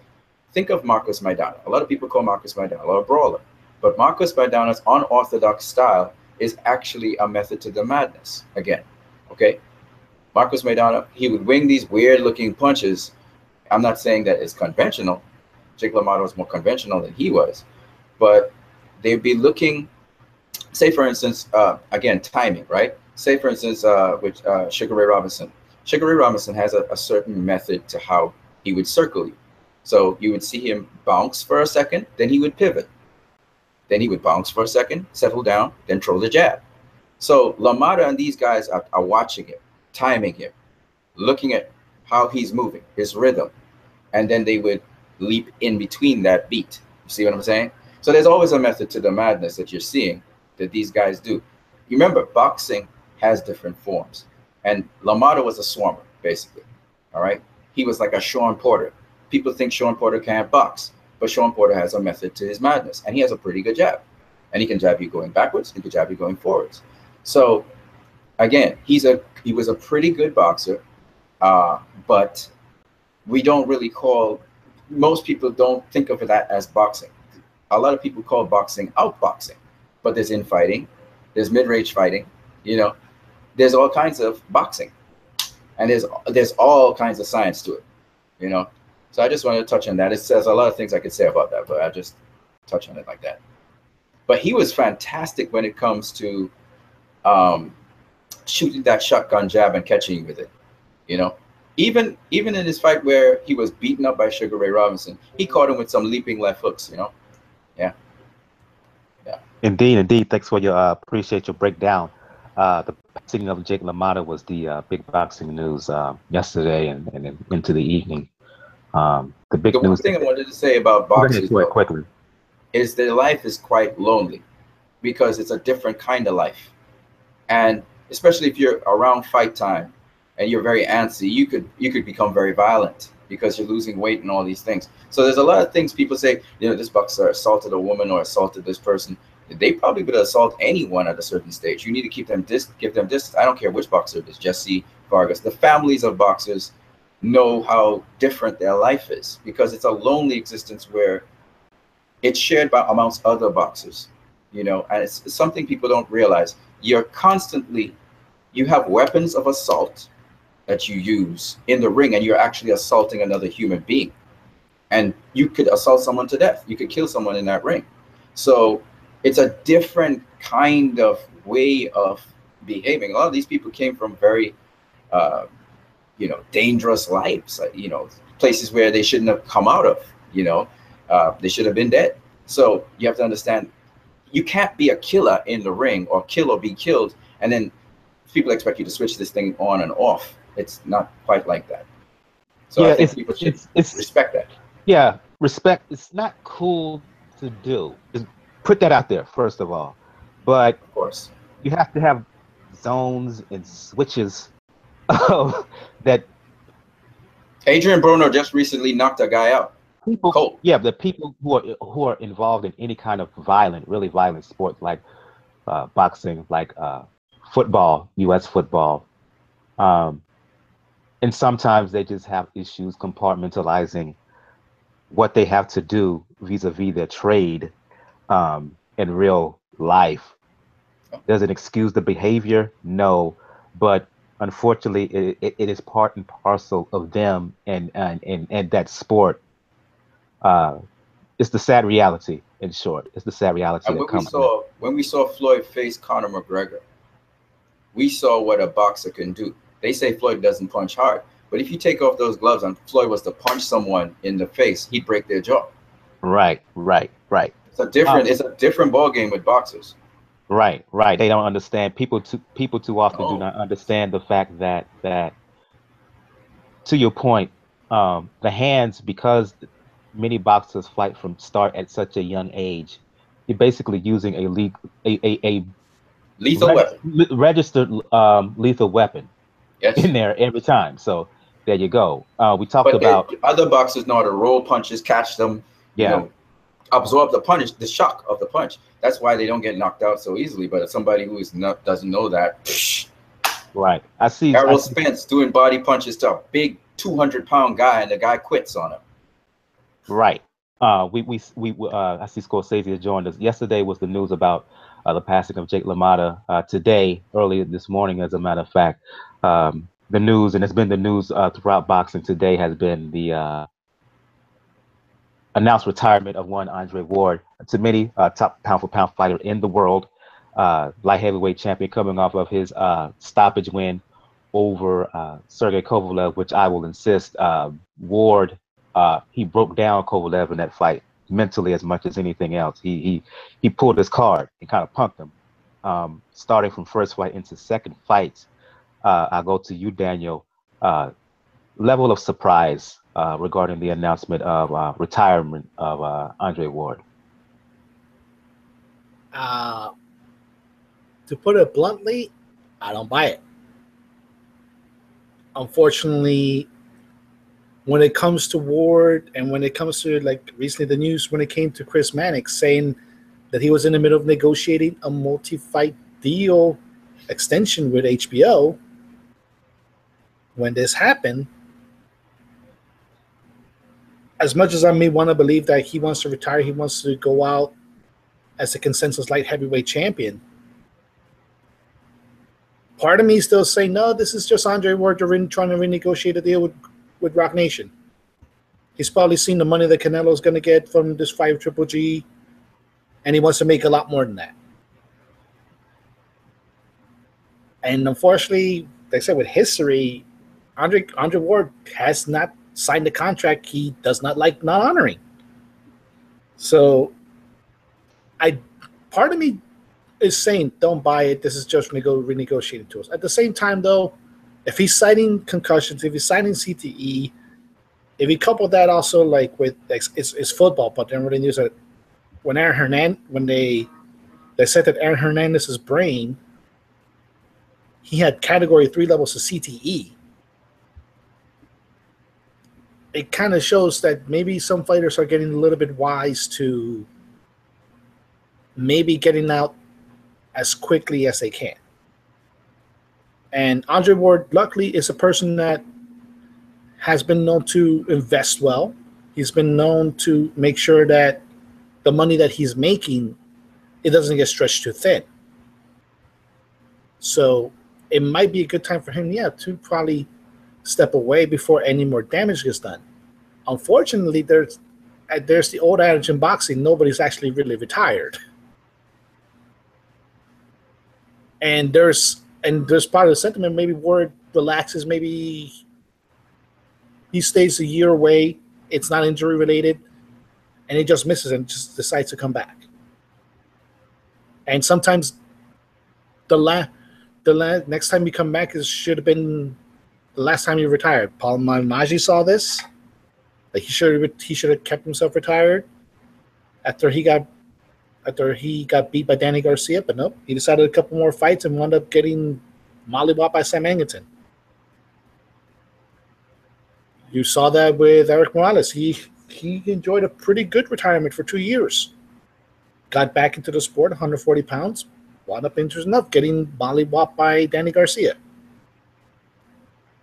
I do hope that Andre Ward does not fall into that, but there's a little bit part of me that still says this is just a renegotiating tool. It wouldn't surprise me if you suddenly hear, oh, Andre Ward's back. He's just signed a deal where he's guaranteed now $50 million a fight. And it's like a 3 or 4 fight deal. It wouldn't surprise me given Ward's history, but if he is retired, good on you. Like I said, enjoy your wife, enjoy your kids now. Get to be a good father. You're known to be a good father, being known to be a pretty good person in the community in Oakland.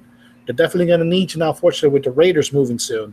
So, well, actually, both the Raiders and the Warriors leaving pretty soon. Well, then the Warriors, I thought the Warriors were just moving into a new building. It's in San Francisco, though. Okay. That's the bad thing about it. And Oakland and San Francisco are 2 completely different worlds, even though you can cross a bridge to them. So that's true. So they're gonna need Andre Ward, and Andre Ward, like I said, he's been a smart person when it comes to investing money. You don't hear rumors when it comes to Andre Ward like, oh, he's spreading himself a little bit too thin. He's done right by that. He's doing right by his wife. And if he is actually retired, like I said, happy off to him. You went out, and many people's eyes on top. Number 1 pound for pound, consensus light heavyweight champion. That's right. Like I said, good on you. But if it's just a renegotiating tool, I'm just going to say I told you so. I'll go to you, Scorsese, your reaction to the retirement of Andre Ward.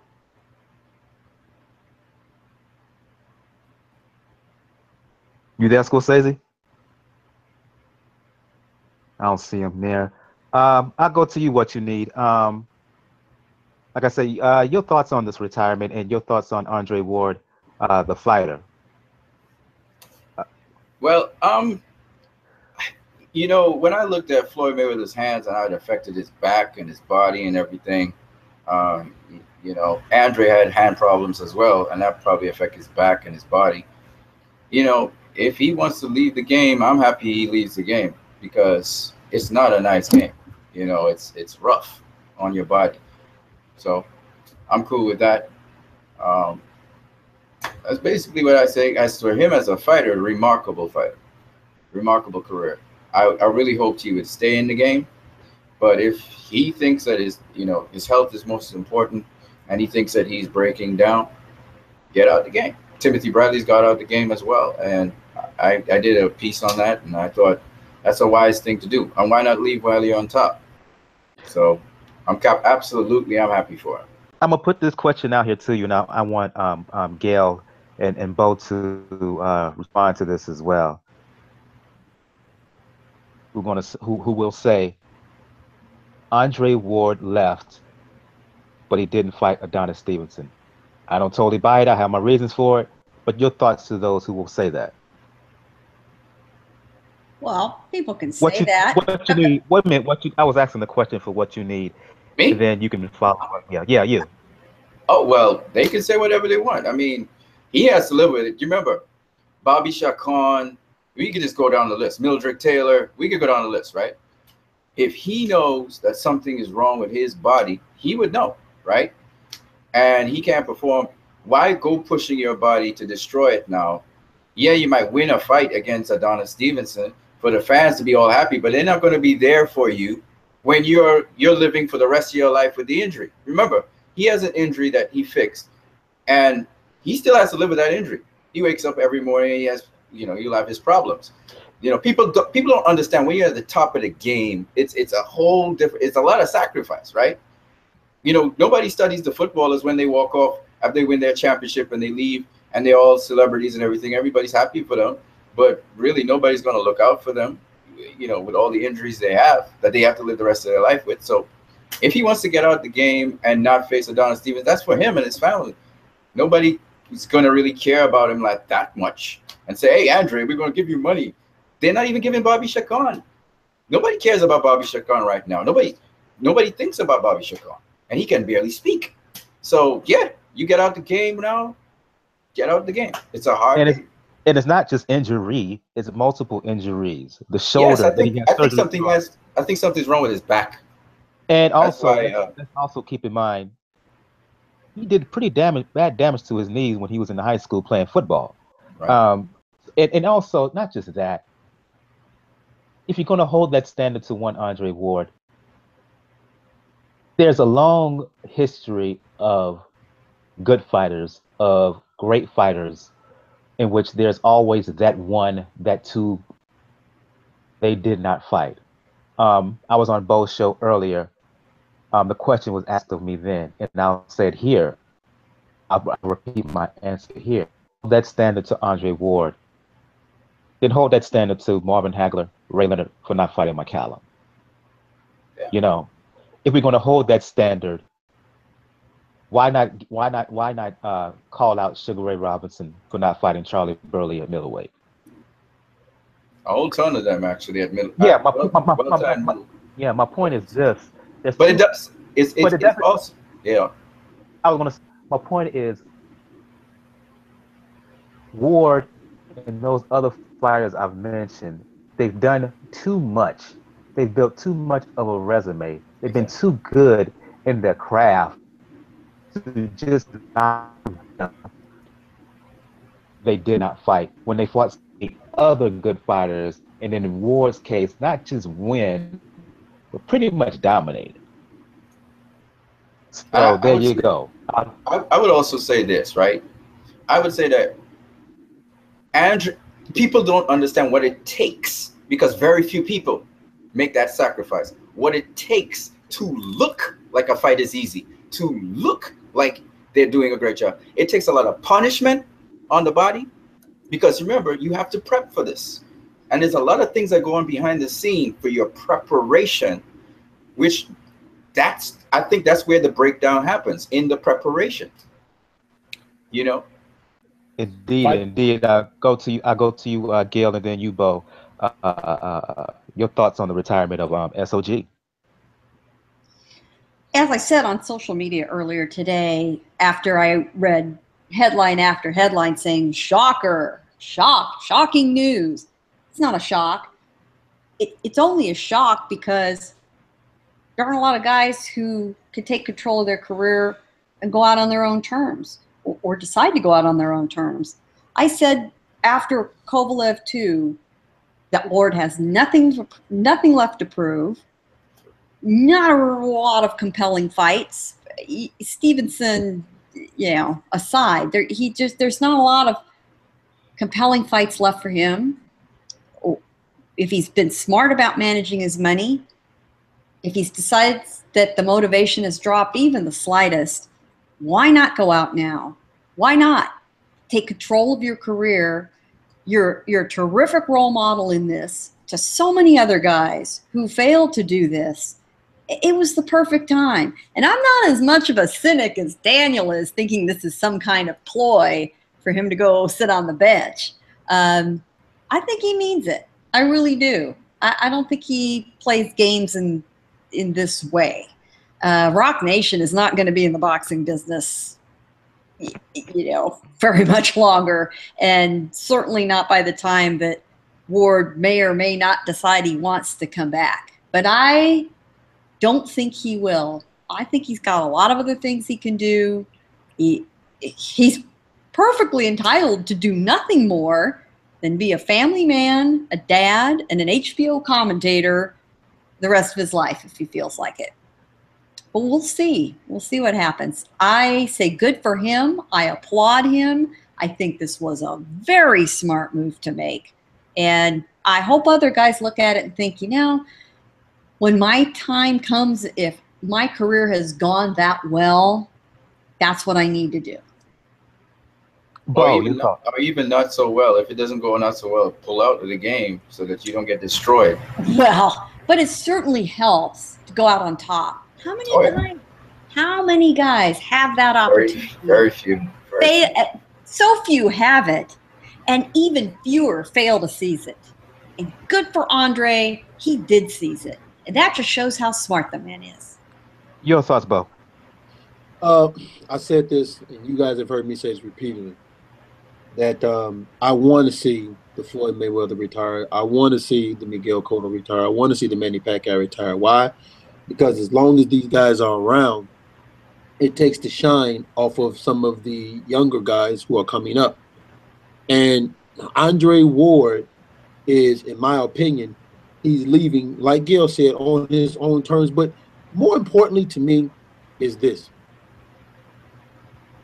Would I have liked for him to fight Adonis? Yes. But if you're not going to fight Adonis, then yeah. If you say, hey, I don't have it, I can't get myself up to fight Adonis, or I don't feel like fighting him, then yes, I would rather you do retire than I like Floyd Mayweather. But as a hardcore purist, I don't like the fact that you beat a record of 49-0 fighting a guy that never laced on a pair of gloves. That bothers me. So to see a guy like Andre Ward, who, like Gail said, we will always ask more of our fighters because we don't want to see them go.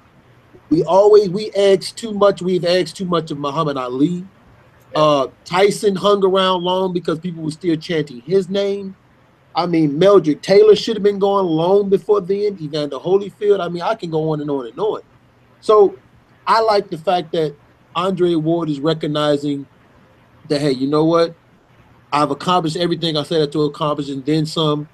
I've given, this sport of boxing. Bernard Hopkins, 50 years old, said the last time he even had a birthday cake when he was 20. Okay, so the sacrifice you put yourself through from starting to fight at the age of 4 years old or 5 years old until your 30s, the wear and tear on your body for training camp, the wear and tear on your body just to, even if you're inactive, to stay in the gym, that takes its toll on you mentally as well as physically. And Andre Ward looked the best we've ever seen him look against Kovalev in that second fight. And that's how me personally, I want to remember my fighters. Look your best, and when you go, at least I can say you look your best. It still bothers me to this day the way Muhammad Ali, when he fought Larry Holmes, that just bothers me. Like, I've never watched that fight in its entirety. I only watched it in small segments, and then I just couldn't anymore, and I turned the channel. Never right, watched I that mean, fight in its entirety. I watched. I mean, I watched Riddick Bowe with Galata, and I saw Riddick Bowe deteriorating before my very eyes. Same thing with Mel G. Taylor. So, like you said, he made very smart business moves. Was he a diva at the negotiation table? Yes. But you know what? If you want to be successful and get what you think you're worth, you have to be that way sometimes. Like we said, like somebody said earlier, fighters have a different mentality. And yeah, that's very true, because at the end of it all, I'm not going to complain about him being that way. I remember Sugar Ray Robinson walking in on fight day, saw the crowd, and told the promoter, there's more money on the table, otherwise I'm going home. Okay, I remember that. I remember hearing that. So there's always somebody. I wish I would have saw Mike Tyson and Riddick Bowe. I wish I would have saw Manny Pacquiao fight with Valdez. I mean, there's always going to be somebody we wish we would have seen fight. But if to me personally, for those that don't like him or hate him, if you didn't fight it, if you wasn't going to fight Adonis, or if you felt I can't get myself up for this again because I gave it all I had with Kovalev, then yeah, I would like to see you retire. And I'm with Daniel.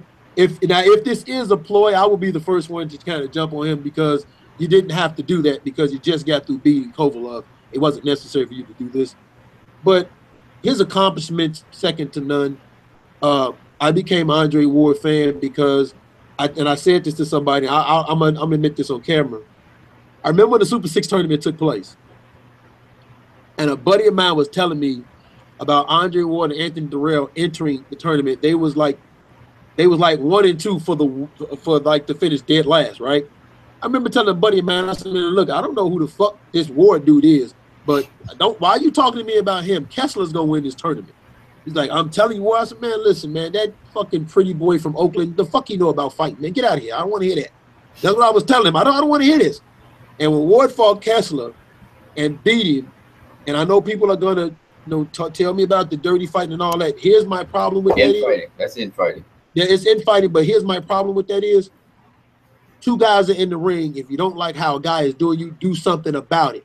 Exactly. Kessler, do nothing about it. It's a fight. It's a fight. If you go into training camp and you go into training camp knowing how this guy fights and you don't have a game plan to fix that, that's not that man's problem. You fight what works. That's why people really are ignorant when they make so much fuss out of the second Kovalev fight.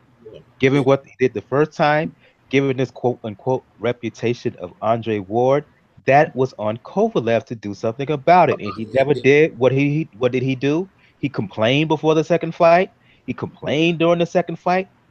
That's why I say at the end of the day, Ward exposed him from a mental, psychological perspective and pulled his card. But also, that's what happened. I'm gonna tell you what Andre Ward represents to me. He represents to me old school, because I've said this before. Every generation, we lose something in sports and in life, period. There's this parts of teaching that's lost. And inside fighting, over the course, I've watched inside. I grew up and I love inside fighters. I was born, I'm not gonna tell y'all what year I was born, because y'all ain't gonna know how old I am. But I was born, I can go back and what I remember about fighting. And I've watched from the 70s to the 80s to the 90s to the 2000s. I've watched inside fighting deteriorate, and people don't understand it. So going out on your own terms, I agree with Gail. Going out on your own terms. Gerald McCullen, people forget about him. Like people forget about, like you said, Chacon. People forget about Gerald McCullen. There's lots of fighters that we forget about. They go through so much. You got wrecked, boy. Like, you do it for so long, and one day you're sitting at home, and I'm gonna leave everybody with this image. You go out, you go to training camp, you train hard, you go out, you fight, you put on the performance of your life. Your wife is cheering, your kids is cheering, everybody's happy. They're glad you won. This was the fight of your life. You fight somebody, and nobody thought you would fight. They ask you to go up and wait. You say, all right. They ask you to fight Sullivan Beretta. You say, all right. They say, pay the man more money. All right. Oh, yeah, by the way, fight this dude that killed the guy in the ring. All right. And you do that, and you're sitting at home after all of that one day, and you're in your beautiful house. You got your beautiful family. You got your kids, and you're playing with them. They're smiling, they're laughing. You able to play with them. I mean, get up, run around, and all that. And then at night, you sitting by yourself, and you say to yourself, "Do I want to be the guy that can't get up one day to play with my children?" And when you say that to yourself as a fighter, and you feel the aches and pains coming on, and you're 30, and you got young kids, and you got the rest of your life to live, that's a tough question to ask when you've had success. And Marvin Hagler said it best. It's hard to wear silk drawers and go out and train hard. And when you have to get massages, you got to get massage for the damage just to get the joint to move. That's a problem, man. That's all I'm saying. And let's just leave it at that. Now let's open it up for this discussion with Andre Ward retiring. What does it mean for the light heavyweight division? You got Stevenson, as polarizing as he is. Both Ward and Stevenson are polarizing to many. Let's just put it out there. As polarizing as Adonis Stevenson is, he is the de facto man right now in the light heavyweight division. You got Kovalev out there. You got Barrera. You got Bivol. You got other fighter, the other Russian light heavyweight. His name escapes me right now. Bertobiev. Yeah, Bertobiev. Yeah. You got Usyk. Gvozdyk. Or Gvozdyk, pardon me. Usyk is a cruiserweight. Yeah, correct. Gvozdyk. Where does this leave a light heavyweight division? I propose that much like the cruiserweight tournament, much like the super middleweight tournament, maybe there should be a light heavyweight tournament starting in 2018. Thoughts? I'm in. Love it. Love the idea. And that gets a lot of guys involved quickly, which will generate interest in the division. And the talent is there to do it at a broad level that's more or less even enough. You guys forgot the WBA champion, Badu Jack. Him as well. Right. Well. Absolutely right. To the point, we just rattled off a ton of names and we forgot someone very important. That's how deep the talent pool is. So a tournament gets a lot of guys busy fast. And I think Badu Jack gets elevated to super champion because he was the regular champion. Right. Yeah, that'll be interesting. That would technically be the case, yeah. And you know who's circling around out there? And he feels like the announcement today trolled him. It's good old Sergey Kovalev. That's right. He's there too. He's still there. He's not going anywhere. He is not going anywhere. And he can be. I agree. There should be. I agree. There should be a tournament. And man, you know, the only two guys I saw beating Adonis was Kovalev and Andre Ward. So Adonis has a great opportunity here, man. He has a great opportunity here right now to pretty much erase some of the bad feeling or bad taste in the mouth that people had about him, including myself. And if he makes that move and just takes two fights, you know, like Elena Alvarez and Sullivan Barrera, or fight Badu Jack and become unified, man, he can erase a lot of bad marks about him as of late. But I like your idea of a tournament. I definitely like that idea of a tournament. Indeed. Let's go ahead, Daniel, right quick. I was about to say, I'm looking at the rankings right now, particularly with WBO, because they always get a little bit weird. You're the top 10 that could easily probably make this tournament. Obviously, Ward is like he's still marked as a champion because even though he announced his retirement, he didn't actually write the letters to the sanctioning bodies. So Kovalev is ranked number 1. Bietabev is ranked number 2, which is the fight that I want. Second fight. Gvozdyk is number 3. Interesting enough, the guy that recently got beat down by Callum Smith, Eric Scullin, was ranked number 4. What? Sullivan Barrera. Marcus Brown out of D.C. Whoa, we forgot about Marcus Brown. Yeah. Enrico Killing, Anthony Yard, who looked pretty good in his fight in the UK. He was on the undercard of the testable Saunders Monroe fight, but he looked pretty good in that fight. Carl Murat and then Manuel Ceballos. So there's an interesting dynamic just in the WBO. The IBF, obviously the IBF is going to be interesting. The WBA, we already know, okay, that's going to be probably Jack versus Bibble for the title because technically we have to remember Bibble is Jack's mandatory. So Now you just have that fight elevated from being for the regular belt for being for the super championship. So we have to see then if Bibble keeps saying he's not ready. Because he said it, he's not ready. We'll wonder if he says it now that an actual belt is on the line. Indeed. I'll just ask this question regarding this next news subject. David Bellew, Tony Bellew is fighting David Haye. Why? In a rematch? Why? And I'll just leave it out there for anybody who wants to. Money. That's the money. That's the only money fight. That matter of fact, this is why I didn't get upset. And I said it before. I said, listen, I don't. When Andre Ward name came up about that, I said, man, I'm not taking that seriously because I already knew Tony Bellew wasn't gonna fight Andre Ward. They was throwing names out as a negotiation tactic because David Haye was acting a fool. But money, David Haye. Right now, when you look at the heavyweight division, do you really think David Haye is going to get in there with any of them big dudes like that? Then, of course, the cruiserweight division, you got the tournament going on. All right, Bellew. I mean, like ever since beating David Haye, he hasn't really made no moves. So money, it's money. It's another money fight because of the controversy of the way Bellew won because of David Haye's injury. David Haye feels like I didn't lose to you. You know, I just hurt my leg, which, okay, whatever. So money. That's all this is money. But y'all have to admit, if you're sitting in front of your computer or your TV or whatever, and that thing is on, you can't tell me you're not going to turn your head and look at it. It's exciting. You can't tell me that you didn't enjoy how crazy that fight was the first time. You can't tell me that you don't remember that fight. You know you remember that fight. We all remember it. We probably could call that fight to mind quicker than 24 other fights we've seen in the last year. Easy. You know, everyone remembers it. It was just plain crazy.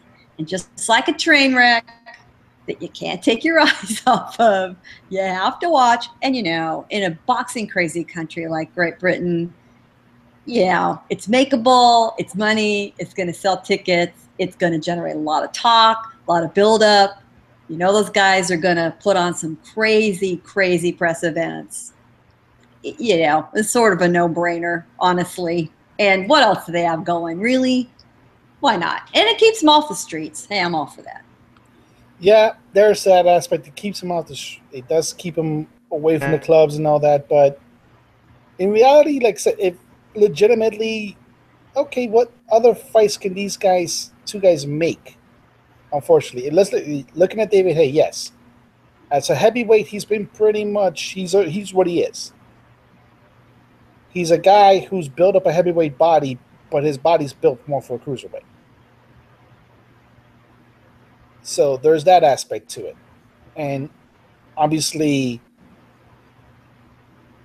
a year ago, Anthony Joshua would have needed him for a fight. Anthony Joshua doesn't need David Haye anymore for a fight.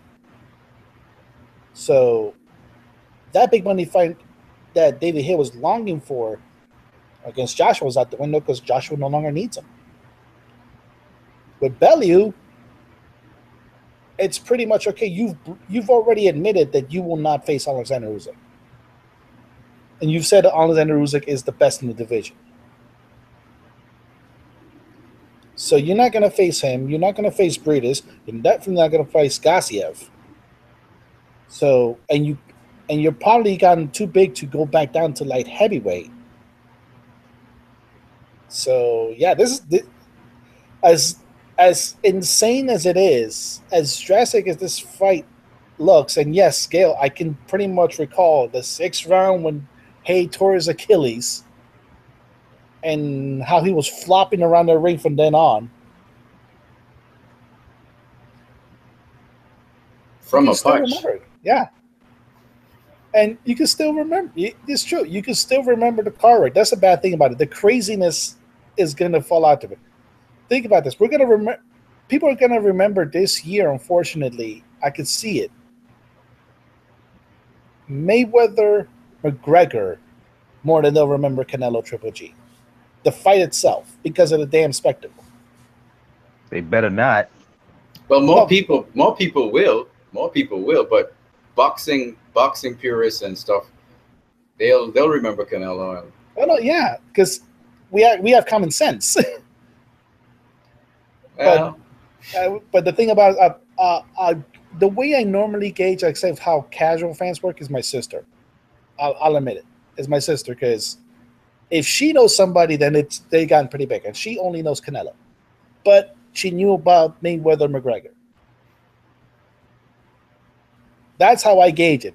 If my sister knows about Mayweather McGregor more than they knew about Canelo Triple G, she didn't even know Canelo Triple G were fighting until I told her that day. Daniel,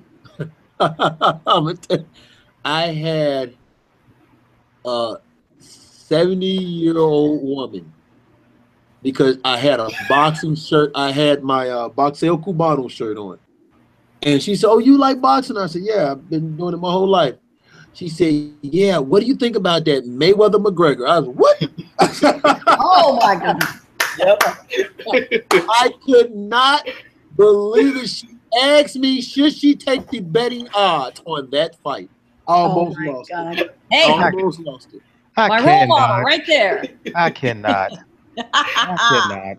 It's because it's again, people don't understand. It's personalities that makes things superstars. Personalities. That's why the WWE is so big. Yeah, well, that's why we all know Odell Beckham and T.O. and so that's always how it's going to be. Yeah, but even now, okay, if we're going to bring a WWE, at least their in-ring product has actually gotten more reality-based, like with the strikes and the forearm punches. It isn't just so much the theatrics anymore. You know why Muhammad Ali was so big? It's because of his personality. Yeah, absolutely. He sold more than just boxing. He sold ideologies and all kinds of things. Yeah. Those are the icons, yes. Yeah. I was going to say one last story before we move on to preview what's happening really tomorrow and Saturday. After much rumors and discussion, Deontay Wilder, Luis Ortiz, the fight is signed and sealed. It's going to happen November 4th at Barclays on Showtime. Thoughts quickly, folks. Yeah. Well, as long as nobody tests positive for anything, it's going to be a fun fight. But don't count that out. Well, no, you didn't. No, you didn't. Yes, I did. I mean, hell did. No, you didn't. Yes, I did. First it was Gamboa. What you First it was need- Gamboa you jumped on me about. Now this. Oh hell. You This is what I mean. What you need by how Bo can be a bit sensitive in terms of his cute. Just a bit. Bo is still in denial of how That was an equal opportunity really is. That was an equal I opportunity. saw Ortiz. To be fair, that was an equal Ortiz was opportunity getting a slam. run for his money with Jenkins. Jenkins was giving him a run for his money. Brian Jenkins. Brian Jennings, he did. He absolutely did. Jennings. Yeah. No, that was an equal opportunity slam, just to be clear. Mr. Wilder has to stay away from the weed. yep. I don't Luis know. Ortiz, I don't know about that. Wilder's the dog. Y'all will see. No, I Wilder's the dog. think it's going to be a fun fight. If they both come in at their best, we're in for a treat. Yeah. I think, Go ahead, Bo. I think what's going to happen is we know this year has been a great year. We've had a lot of great fights. We have a lot of great announcements. We had a lot of great announcements as far as guys retiring. And one more name is going to be added to that list, and that's Deontay Skinny Legs Bum Squad Wilder. When Luis King Kong Ortiz runs over Deontay Wilder, like, you know, a foreign refugee on the land of Cuba. One thing about boxing, I always remember is fans can't fight for the fighters. Yep. That's right. And Deontay can't fight at all. Deontay's gonna Deontay's gonna get in the corner, do this, and hope Luis Ortiz walks in. Oh, he had to get on camera. He had to get on camera. You know, I mean, people think Wilder, Luis Ortiz. Who's scared of this right here? Who's scared of that? Who's scared of that? So no, Deontay Wilder is going to be, he's going to be, now we say the term, one-term president, or Deontay Wilder going to be a one-term champion? My God. I think we need tonight, starting tonight, need to start taking up a collection so that we've got enough funds for Bo's therapy. He is going to really need some serious therapy. We don't know what age. I love that sneaky left uppercut Louis pulls on you. So we'll see if he can pull it off. We'll see. I just want to see what happens when Ortiz really gets hit with a shot, because I don't think he's been really that guy who can really bang. But Wilder's going to make him move around the ring as well. He's going to burn him out. Not just hit with a big shot, Mike. What is he going to do if Wilder can use his jab? What is Luis Ortiz going to do with that? And then on top of that, the one thing, and I was just joking earlier, but here's my biggest concern with Luis Ortiz. I saw him get frustrated against Malik Scott and kind of come out of the game plan a little bit. You can't do that with Wilder, because Wilder does not get frustrated.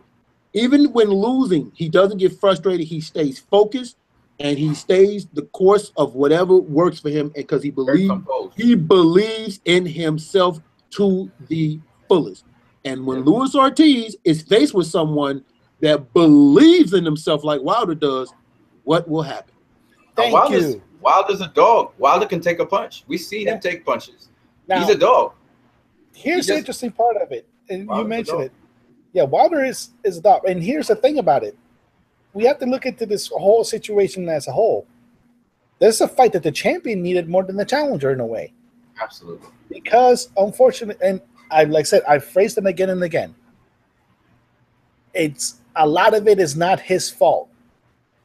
But Wilder does get a lot of flack for his opponents, especially since winning the title. Like I said, but once again, it's not his fault that Alexander Povetkin decided to pop twice for steroids. And even though we have some idiots literally calling that the most creative duck of all time, the Wilder's ducking Povetkin, like, yes, Deontay Wilder is ducking Povetkin so much that he injected an illegal substance into Alexander Povetkin. Twice. And even Stavern got caught a little bit with it from time to time. But even though that's going to take a step aside for it, but it's a fight that probably Wilder needed more just for the credibility of the fact that I'm a champion. I'm going to face a top level opponent, and you can pretty much say, because you know this is going to come up should Wilder win, I'm the guy that is facing the man that Eddie Hearn is too scared to put in the ring with Anthony Joshua. Because we have to be blunt when it comes to when Matchroom signed Luis Ortiz, it was specifically to keep him as far away from Anthony Joshua as possible.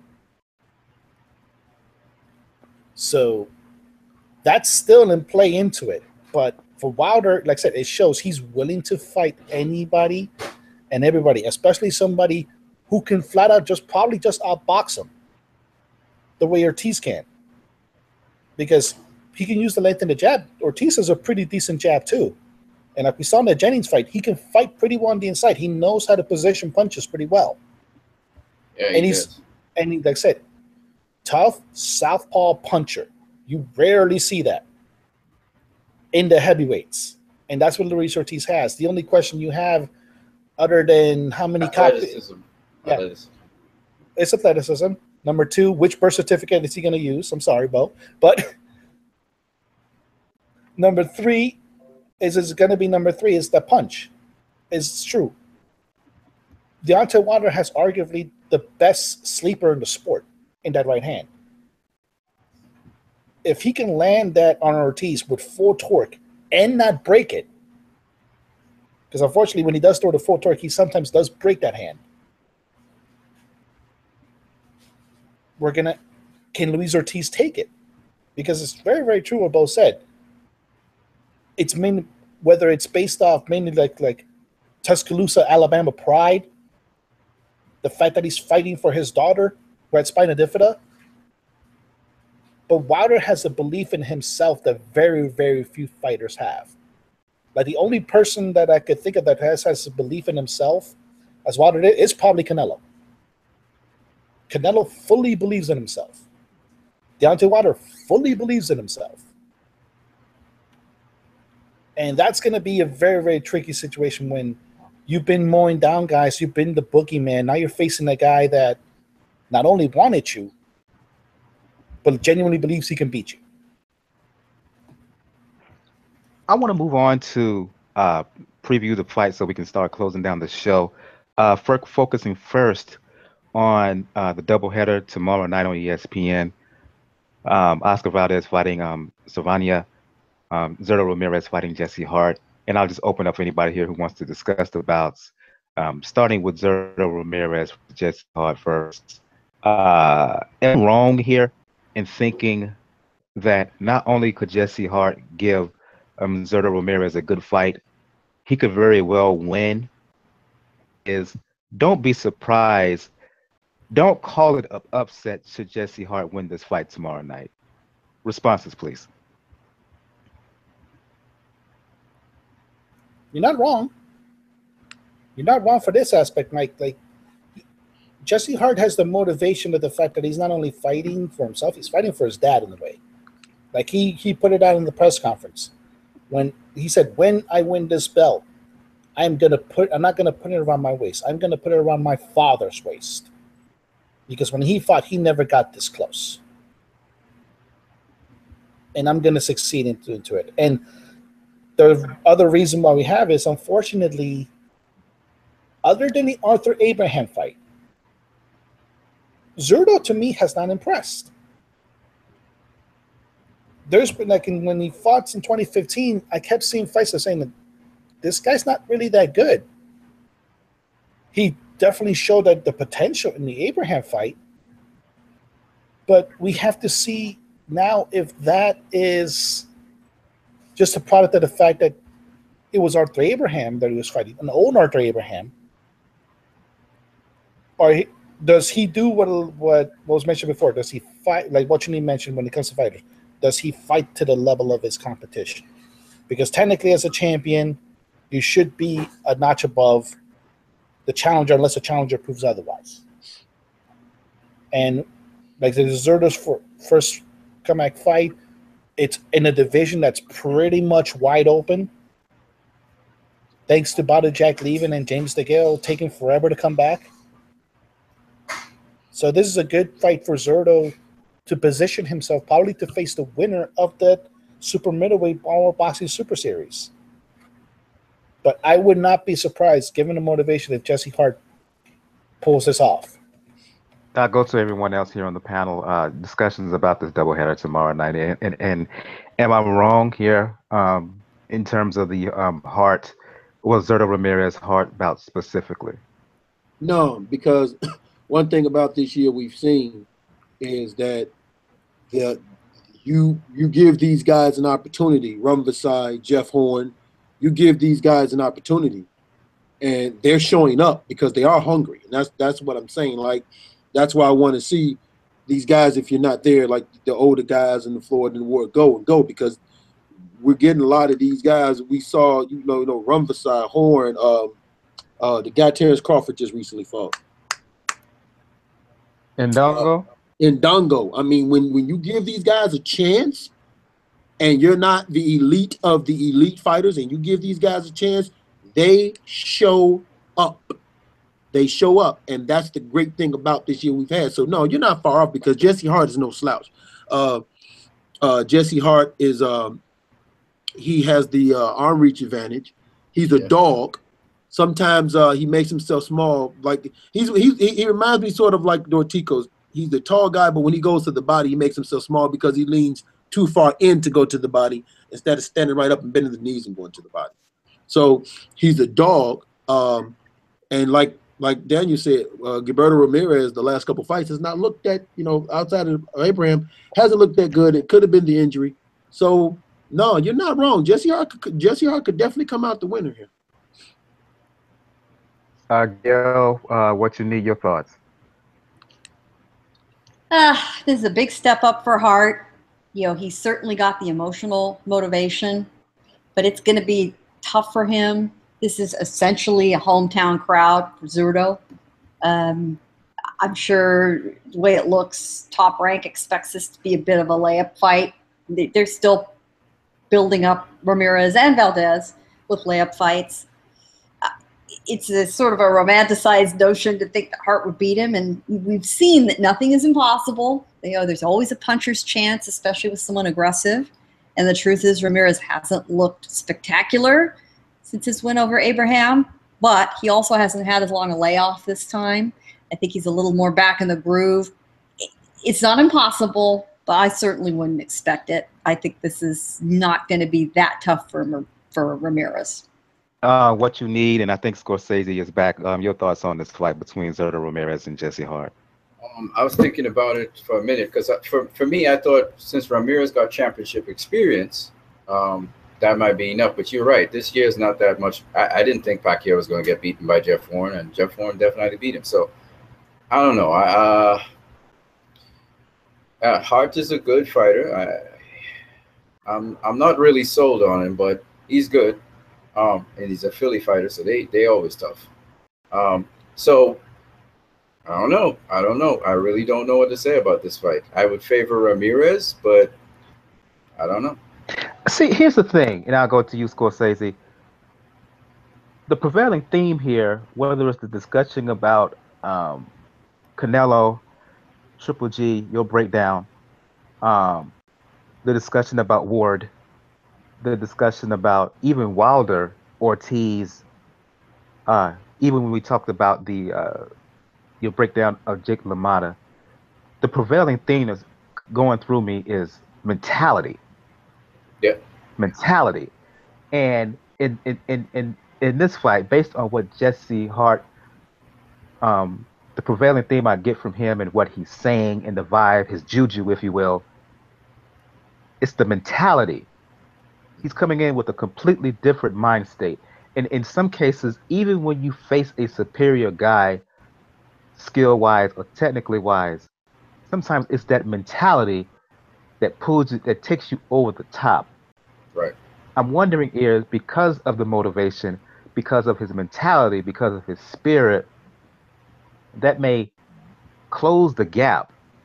It may surpass what Ramirez brings to the table. In short, he's so motivated, he's so up, he's so mentally on for this fight that it may be a situation where I don't give a damn who I'm in there against. I'm going to do whatever, whenever, win this fight, however. Right. That's my thought. Hart definitely is a smart fighter, and he has. I think he may be more. I think he's more skilled than Ramirez. I may be wrong. So you know that's why I said I'm not. This is an intriguing matchup. Actually, it's weird, but you would think because Hart doesn't have that experience. He doesn't have that level that Ramirez is at. Right. But when it comes to he wanting to step up, he wants this. He wants this, right? The question is, does Ramirez want this? That's the question, because it's who wants it more, right? Who wants to win? So that's, I really can't say. It's one of those things. I see Scorsese. He keeps going in and out. We'll go quickly to the Oscar Valdez fight. Am I wrong here? Coming off of what I consider a really tough fight that he had against Miguel Mariaga, if it wasn't for the knockdown, in my opinion, in round 10, on my card, it could have very well ended up a draw, even a close win for Mariaga. And I could go anybody who wants to comment. Am I wrong in thinking, coming off of that tough fight, that this fight against Servania, even though Servania is undefeated, based on my brief look, I wasn't that impressed with what I saw. I don't know if he has the power of Mariaga, and I don't see any good win against a prime or close to prime opponent here. So in short, is this kind of a showcase bout for him, if you will? Yeah, because Servania is garbage. Without a doubt. Thank you. Yeah. I mean, yeah. Bob Arum is counting on Valdez to be one of his stars of the future, and Valdez stunk up the StubHub. Mariaga nearly won that fight, and let us all recall then watching Mariaga get destroyed by Lomachenko. So what does that say about Valdez? Phew, he better step it up. But he's at home in Tucson. He likes home cooking. He's going to want to show off. They handpicked this guy very carefully, plucked him out of obscurity to get a shot on ESPN and, you know, let Valdez do what he needs to do. That are from obscurity, they're the most dangerous ones because, you know, you can easily take them for granted. Yeah. Oh, of course, but Valdez should not do that, and Valdez can't take him for granted. Skills aside, Valdez needs to redeem himself from that extremely poor performance for him in his last fight. This is truly disappointing. The question is, Gail, given the opponent, can it be called a redemption? Or can it be seen as, okay, you beat pretty much a guy that was just a tomato can for you? Well, see, everyone's going to be able to look at the kid's record and say, well, look, oh, you know, handed him his first loss. I mean, you know, people are going to see. They've provided cover for themselves. I'm sorry. Yeah, that's the thing. People are going to see an undefeated record, and they're going to say, oh, wow, the guy's undefeated, but they're going to not actually look at some of the guys he's fought, and that's why I'm like, no. And I've actually, when I heard the name, I actually went out and watched some of his fights. Right. Oscar Valdez should beat this guy. Yeah, but that's what I was saying. Based on what I've seen, I haven't watched extensive coverage of him, but what I've seen, the fighter and his ability doesn't match with the record. Yeah. Okay. But there's a reason why he hasn't gotten out of the Philippines much. I'll put it that way. Okay. Well, hey, it's got him a free trip to the U.S., you know? So it's basically a glorified stay busy fight to kind of get him his confidence back, let him relax. I don't know what you call that because you don't really relax. There's no such thing as relaxing. But that's a very good way to put it. Confidence builder. Yeah, on the surface, what you need, I get that vibe. I get that vibe based on what I've seen of his opponent. Let's move on to second bout. We're a little bit pressed for time here. Second bout of this cruiserweight tournament happened in San Diego. I'm annoyed that this fight is not happening on some U.S. network. I'm annoyed that some U.S. network didn't pick it up. Yunier Dordikos, Dmitry Kudrozov fighting in San Antonio. Second fight of this cruiserweight World Boxing Series tournament. I'll go to you, Bo. You are Cuban. This is one of your Cuban brethren. Speak on it. Well, yeah, I'm here. You know, you gotta have the camera on when you're speaking about great Cuban fighters. You know, you gotta show respect when you're speaking about Cuban fighters. All right. But no, you know what? This is a very dangerous fight for Dordikos, and there's going to be some questions he's going to have to answer. Now, remember, Dordikos hasn't been in the ring for quite a while. He was trying to get Shumanev, but Shumanev wound up leaving. So he's been elevated to the WBO regular champion. He's fighting a guy in Kudrozov that can punch. Kudrozov is still robotic, but he's a natural left hooker. And this is why that's important, because I said this earlier. Dordikos, sometimes he keeps his chin up too high when he's throwing his combinations. And like I say, when he goes to the body, he makes himself small, because instead of going to the body like Crawford and Dungo, Crawford went to the body but didn't give up his height. He just went to the body. Dordikos actually leans in, gives up his height, tilts over, goes to the body, and that leaves him open for what? A left hook. It's going to be interesting to see what happens when Dordikos is hit by a very hard shot. Okay, he has the arm reach advantage all the time. He has a crazy arm reach advantage, like 81 inches. So he has a crazy arm reach advantage. He has the better skill set. So on the surface, this looks like a fight he can win, but because of the fact that Kudrozov is a very hard puncher and Kudrozov is aggressive, it raises some question. Now, the only reason why I got Dordikos winning is because the one thing about Kudrozov, we know, because he's lost by KO, if you touch his chin, he goes down, he goes down. And Dordikos can punch. He can hit very hard with either hand. If he keeps the jab in front of you, he has a sneaky right hand, especially when he's throwing it to the body. So it's there for him to win. But because of those unanswered questions, I still have a question mark. But of course, always, it's Viva la Cuba, baby.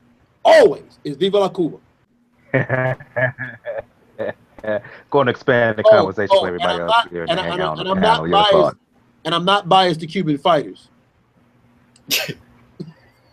Yeah, this is a legit fight of the year candidate. These guys bring it. Holy cow. Wait a minute, Gil. Repeat that, Bo. You're not biased. No, I'm not biased to Cuban fighters. So, you know, what y'all hear me do is say what you all can't say because you don't have exclusive connection to Cuba. That's all. Yeah, and Luis Ortiz is actually 36-37. Oh, proceed, Gil. Yeah. No, legit, this could be a fight of the year candidate. Michael, I think you said it was in San Diego. It's actually at the Alamo Dome in San Antonio. Because if it was in San Diego, let me tell you something. I would be there. No, I said San Antonio. We're all going to have to scour YouTube. Yeah, if it sounded like San Diego, I actually said San Antonio. My apologies. Well, that Keith Thurman got that wrong once too, which I'll never let him forget. But this is worth scouring YouTube for. Well, let's hope somebody does right by us and we get the copy of this fight up. I'm very interested to see what happens. And it is a shame that nobody's picked it up. Nobody's streaming it. You know, the technology is there, folks. And there's enough interest. It wouldn't cost you a whole lot of money, for God's sakes. But I'll take a video of it. Do put it on your radar and check it out. This could be a very, very enjoyable fight. Yeah, those tournament fights were supposed to have been streamed, but they had problem with the Usyk fight on the streaming. Yeah. Well, we'll have to take didn't do as bad as Timothy Bradley either. Timothy Bradley got the wrong country. Right. Yeah, exactly. Well, those slips do happen. That's for sure. And San Antonio and San Diego is at least fairly close. I don't mind being confused with them. But yeah, this is possibly the sleeper fight of the weekend. It really is. Yeah. I kind of feel bad. Hopefully they do have a better website because I'm sorry, it's going to be hard to take all that streaming and bandwidth when you're working on WordPress. That's pretty much from a website point of view. But careful now, I got a blog there. I know. But no, like I said, no disrespect to WordPress in a way, but it may not be designed for what they want, for what Richard Schaefer wants to do. But when speaking on the network, maybe to me, they're probably going to wait for maybe the semifinals or even the finals to put it there, because when it comes to tournaments, unfortunately, it's very, very, very tough to keep people in line, especially when it comes to boxing, where it's all the fights are done individually. It's not like, unfortunately, team sports like basketball, where you pretty much know, okay, the first round's going to happen between these 2 days. But go back to the WWE. They had a women's tournament this year. They released the whole first round 1 week and almost the rest of the tournament the following week. It's difficult to gauge that, unfortunately, in boxing when they're fights in itself. They're just part of this tournament.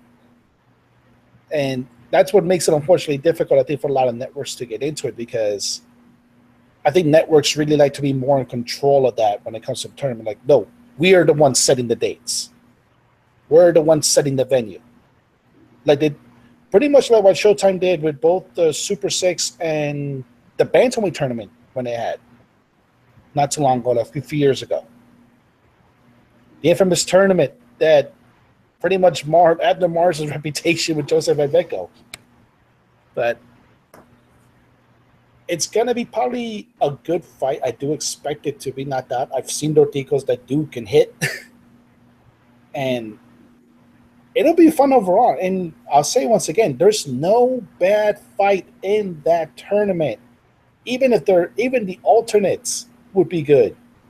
And one of the alternates is a super champion in Letabev.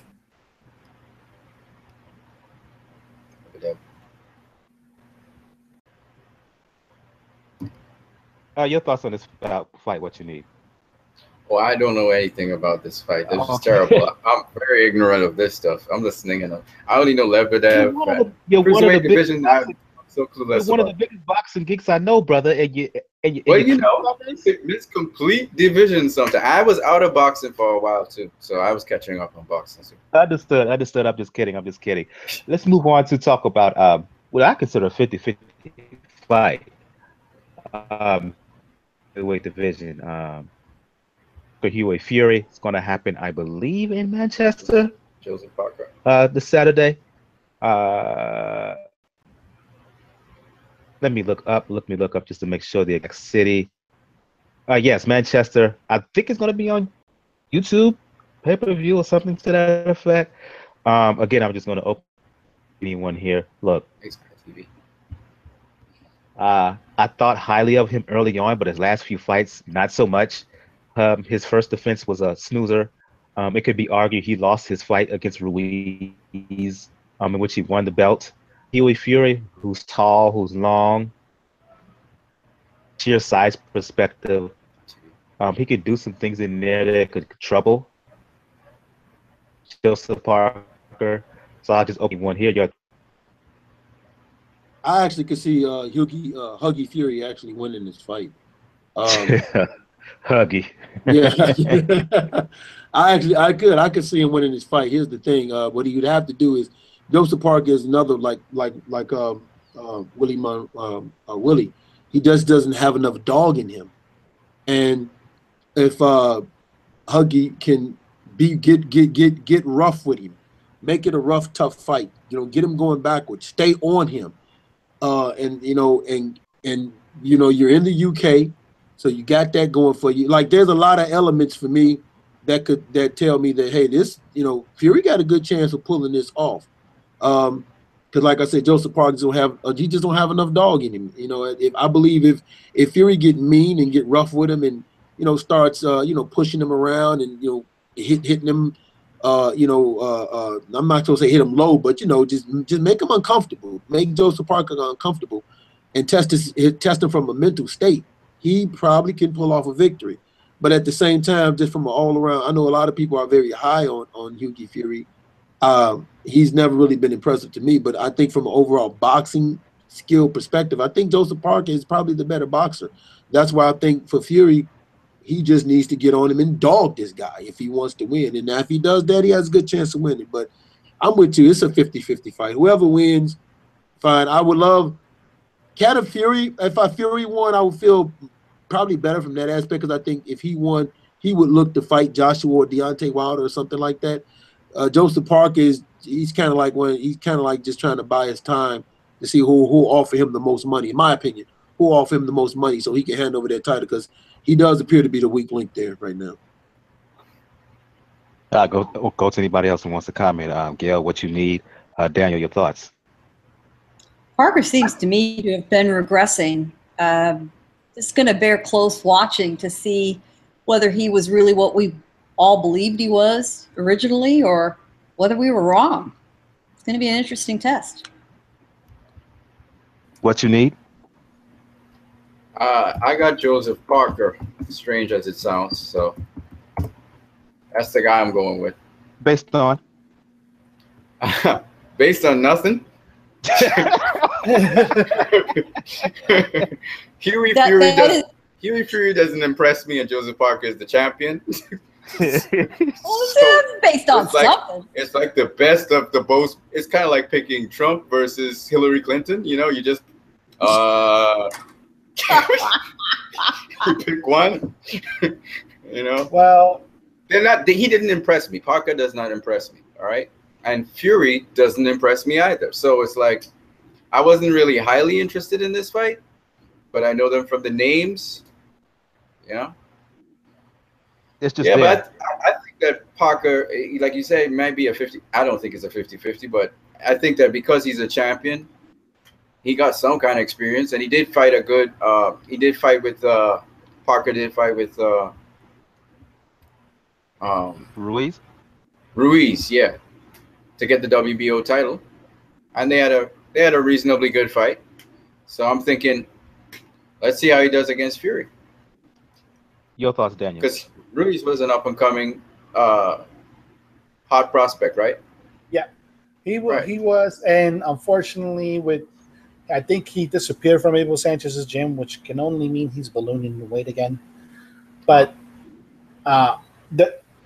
when it comes to the Fury family, Hughie's at least the one that's known as a gym rat. He's at least known as the one that will actually work in and stay in the gym. That's why I think he loses. Yeah. But, like I said, he may not be as crazy as Tyson, but then again, there are very, very few people that are as crazy as Tyson Fury. But this is going to determine pretty much what Parker can do on the road. This is probably his first fight outside of New Zealand. Right. And it was a fight they got conned into getting out of New Zealand. This fight was originally supposed to happen in New Zealand. But Hughie seemed punked out until they found a way to get it to the UK. The problem, so you think Hughie gets the decision, but Parker wins the fight? No, I think Parker is going to win because the thing about it is Hughie's very, very young. He does have skills. He is a little bit more of a gym rat, but there's just so much crap around that family. So much crap around that family. You have your father that's pretty much probably more focused on your cousin, who is still the lineal champion in some respects, and who, like I said, each time you see him, he gets fatter. So, do you think he's coming back? Do you think Tyson's coming back? No, he's not. He keeps saying he's going to come back, but he's not. But the fact of the matter is, this could be the good motivation. He said, okay, I'm in the UK. I'm in Anthony Joshua's backyard now. If I didn't get the WBO route, I would have been here as the challenger for Joshua's IBF title.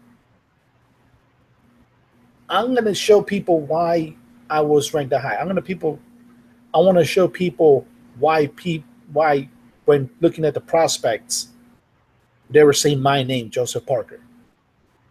And one of the things that I love about Parker, and a good shout out to both from an hour back, is he did mention like the inside fighting and body punching, that art has been deteriorating over last decades in the sport. Joseph Parker, for a heavyweight, goes to the body. Good. Very, very efficiently. Very, very well. And he does it as a balance because for the division, he does have a little bit of short arms. And unlike Manny Pacquiao, to me, like Manny Pacquiao does have a little bit short arms for a welterweight division, he doesn't have to use his leg power to launch himself. Right. Into those punches. He works his way in. Yeah, he works his way. He can work with the jab. He can get inside. And that may be something that Hughie's not experienced before. Right. And to me, that's probably going to be the reason why they lose the fight. And not to mention the whole craziness of this week. From Bob Arum going off about the referee to the debacle of a press conference. It may have actually gotten into Hughie's head maybe a little bit, particularly the referee issue. So I do expect Parker to pull it off. Hopefully he's impressive, and then hopefully now you have Anthony Joshua with two options for unification rather than just simply be Wilder. Last fight we're going to talk about here on HBO in your neck of the, well, not your direct neck of the woods, but out there on the West Coast where you're at, Gail. Jorge Linares. Luke Campbell. Since Mikey Garcia we don't know where his standing is in the lightweight division since he moved up to fight Broner at 140. Linares could be considered the best 135-pounder in the world. I thought he could make an argument for being the best 135-pounder. Even if Mikey Garcia goes back down to the division, because I think Linares will give him a hell of a fight. I may be outside the box in that. Well, he's fighting Linares, fighting his mandatory Luke Campbell. Here's the thing for me, and I'll go to you what you need first about this bout. Campbell is tall. He's probably the bigger guy, the longer arms. But my issue is will he be consistent enough to use his physical attributes? Is he going to be disciplined enough? Is he going to be committed to go 12 rounds full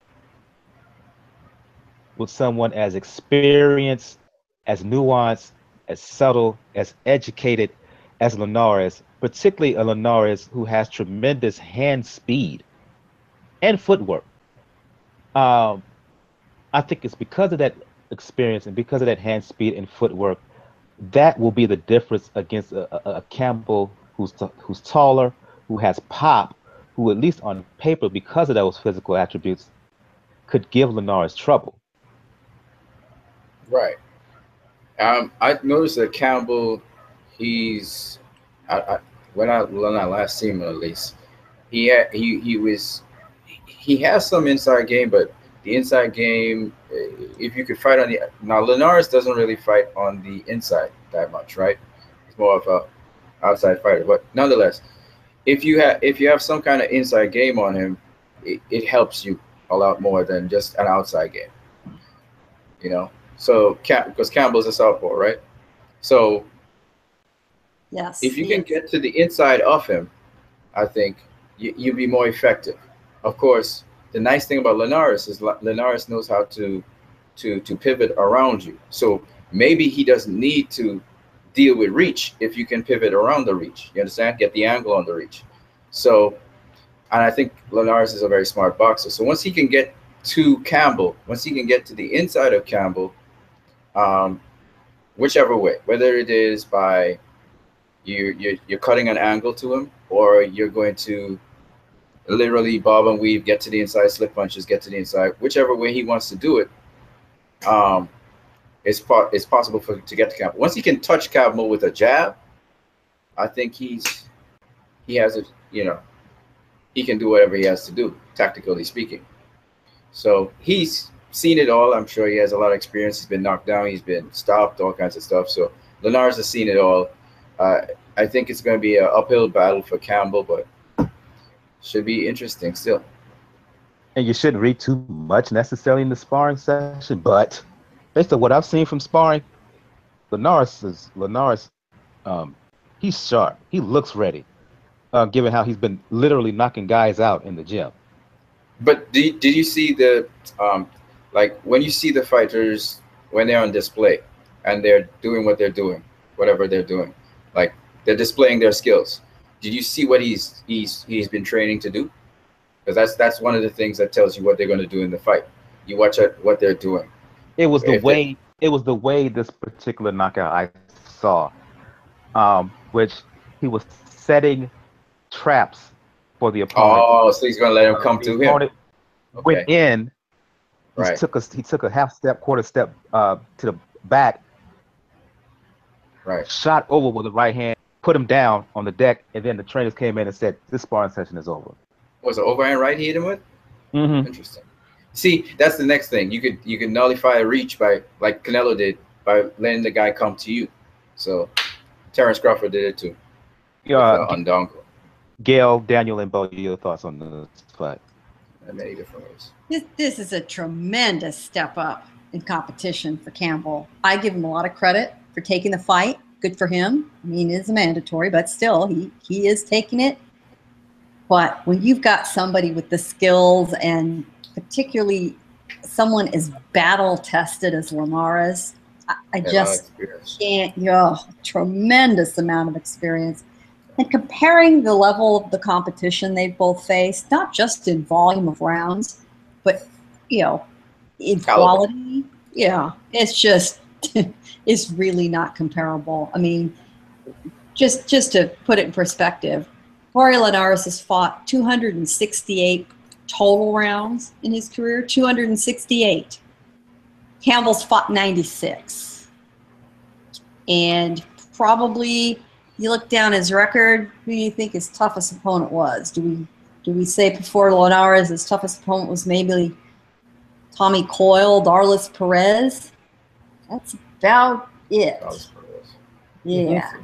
This is also going to be Campbell's very first fight outside Great Britain, that's a little bit surprising. And I just think that's asking a lot. I hope he makes it competitive. I think that's the most we can hope for. Well, you got to realize Campbell is 31 years old. The time is now. If you're gonna make a move with the guy, you got to do it right now because he's not going to get any younger. But from a skill set standpoint, no, Jorge Linares is exceptionally, extremely skillful. Campbell has one shot on. That's a puncher's chance. Jorge Linares has been plagued with cuts. I remember in the DeMarcus fight, and he's had some chin issues, but he's just so skillful that he solved that problem just with his skill. So I agree with Gail. It's such an uphill battle for Campbell, and it's going to be hard. We've had a year of upsets, though. Yeah, it's a year of upsets, but I mean, nine times out of 10, if you give me a skillful fighter and a guy whose only chance is a puncher's chance, I'll take the skillful fighter. Campbell does have some skill, though. Yeah, Campbell has skill. Campbell has the height advantage. Campbell has the reach advantage. The problem, though, is we've seen Campbell be beat up pretty badly by somebody that was much less skilled. I forgot the guy's name, but much less skilled than Jorge Linares was. And this is a situation where Campbell needs to establish the distance very early in order for him to land the punches that he needs to get the knockout or to get a cut. Because, one, Campbell is a puncher, and two, Linares, unfortunately, does have that reputation of getting easily cut. It's a well-earned reputation. And that has made him stop a lot of fights. That has thrown him off his game plan a few times. However, unfortunately, Linares, I'm with you, Mike, on this. Even with Mikey Garcia back in the division, if he actually was, I would still have Linares as the best lightweight in the division, without a question. That hand speed is phenomenal. The footwork is phenomenal. The way he can throw it off angles is phenomenal. Like, if you want to look at it again, look at the knockdown of Anthony Crowell. Like, he positioned that perfectly, that uppercut right to the forehead of Anthony Crowell. Campbell might experience something similar because, well, he may be trying to get inside. Even though Linares is not really an inside fighter, Linares has the footwork where he can get inside, land a few punches, and then pivot out before Campbell can counter. That's going to be the issue to me. And like I said, and Linares has at the stage of his career, he wants to now fight in the U.S. He given like the situation in Venezuela, probably doesn't want to go back there. And you're already pretty well known in Japan, but you're at the stage of your career where you need to make your name in the U.S. So there's some motivation there. You have to remember in the Crowell fight, just how happy Linares was that Oscar was there. Even though, for the most part, he's been a Titan Promotions fighter. Now he's there. Now he's going to be there at the Fabulous Forum. And he's headlining. That's a lot of motivation for a champion. And it could keep his dominance going. But I got to give respect to Luke Campbell. You're taking the opportunity. Like, you're doing what you're supposed to do as a mandatory, as Scorsese famously always says. You're fighting the guy that you're supposed to fight. I just do think from a skill standpoint, that's a bite that's a lot more than you can chew. He'll get a lot of experience from it, though. Mm-hmm. Let's just hope. I think it's worth it for that alone. It's worth the risk of a chance, but again, just how seasoned Linares. He's very seasoned. Very seasoned, and put with that high level skill and hand speed. I just don't know if Luke Campbell is consistent enough, in spite of his issues with his tendency to cut. If he can not get hit with too many big punches, and he's fighting with at an all-time confidence now. I just think at the end of the day, that's going to be just a little bit too much for the likes of Luke Campbell. I think we're going to stop the show on that note. Go around the panel here. I began the show starting with Gail Falkenthal, Community's Digital News, for folks who want to talk the sweet science, for folks who want to talk the environmental issues. Dancing with the Stars is back. So Dancing with the Stars. Yep. For folks who And want to talk T.O. got Dancing with the Stars is underscored. back. I'm just saying. Yeah. For folks who want to talk about any of those issues, let the folks know where they can find you. Oh, you bet. I am at Communities Digital News, which is COMM, C-O-M-M, Digi, D-I-G-I News, comdiginews.com. Otherwise, look for the woman holding that belt on Twitter and all that. Indeed. It's been a while since you've been on Pound for Pound Boxing Report. What you need. You took a bit of a hiatus for personal reasons, understandable. What you told me in private. I'm glad you're back. For folks who want to talk Sweet Science or anything else, let the folks know where they can find you. Right. You can find me at What You Need on YouTube. There are two What You Needs. You're looking for the one that is a red sign saying What You Need. And will you be returning to doing profiles? Yes, boxes that are not talked about much. I will get back to that, definitely. Indeed. Daniel from the Inscriber, for folks who want to talk the Sweet Science, for those who want to talk the NBA, specifically the Miami Heat, let the people know where they can hit you up. Yes, folks, you can find me on Twitter, Raucus99. You can find my work at the Inscriber Digital Magazine. My latest piece was actually interesting on WWE on the Mae Young Classic. A women's tournament that just happened a bit ago. And definitely we're going to, and like I said, I have my own show with the good folks at forboxingnews.com, Joe and Francis. Like I said, we always do a podcast every week. And be on the lookout, folks, because it could be an interesting weekend coming up. A lot of fights to talk about. I was going to say my apologies for that because I kind of zonked out doing the show last night. I was a bit tired, so my apologies. I zonked out. I was tired, so I zonked out doing. Oh no, don't worry. My apologies. Like I said, at least you don't. Well, you didn't roar like EJ does when we know he's asleep. So we'll give him that. But definitely, and I may possibly have another website that I'll be writing to, hopefully in the future. But definitely. Check us out for the boxing, and yeah, it is NBA season coming up, so you guys will definitely check out my Miami Heat preview coming up this weekend. Indeed. Bo from Truth and Facts, I was on your show earlier today. For those who want to talk to Sweet Science, for those who want to follow the adventures of you and your daughter, I'm telling you, that's a web series in waiting, no doubt about it. For those who want to talk about apps because you are in the app game right now, let the people know where they can hit you up. Well, yeah, you can find me at Truth and Facts About Boxing. Also, you can follow me on Twitter at capital T for Truth _ capital F for Fact Box 1. Same thing with Instagram. You can find me at The Movement with my guys, 2K from Project Boxing, Big Cool, Colossal Boxing, Twani Devon Levity, and my partner in crime, Detective B. Get a chance, man. Go to the Movement Instagram and check that out. That's DAMUVMENT. He does some Detective B skits there. They're just funny as all outdoors. And yeah, my daughter. It's funny you mentioned that because she came down to hand me my keys for my truck because she went somewhere and she's a cheerleader in that goddamn outfit. I hate that damn outfit. But she came home in them cheerleading shorts. And she has the nerve to complain about my pants, and she immediately ran out the door because she knew where I was going to go. But we shot some new skits today. They're going to be coming. Everything you see is ad-libbed. I just tell her what I want to shoot, and everything you see her do is ad-lib. So, also you can find me right here, Pound for Pound, Ring IQ Hands Fire Podcast, wherever they talking boxing. I just added Mike and Gail to Eastwick. So you guys can post your articles and stuff there. Shout out to Gus. Gus wasn't here. I guess Scorsese was having trouble. He kept going in and out. And Jacobs, they couldn't join us tonight. And man, great year for boxing, 2018.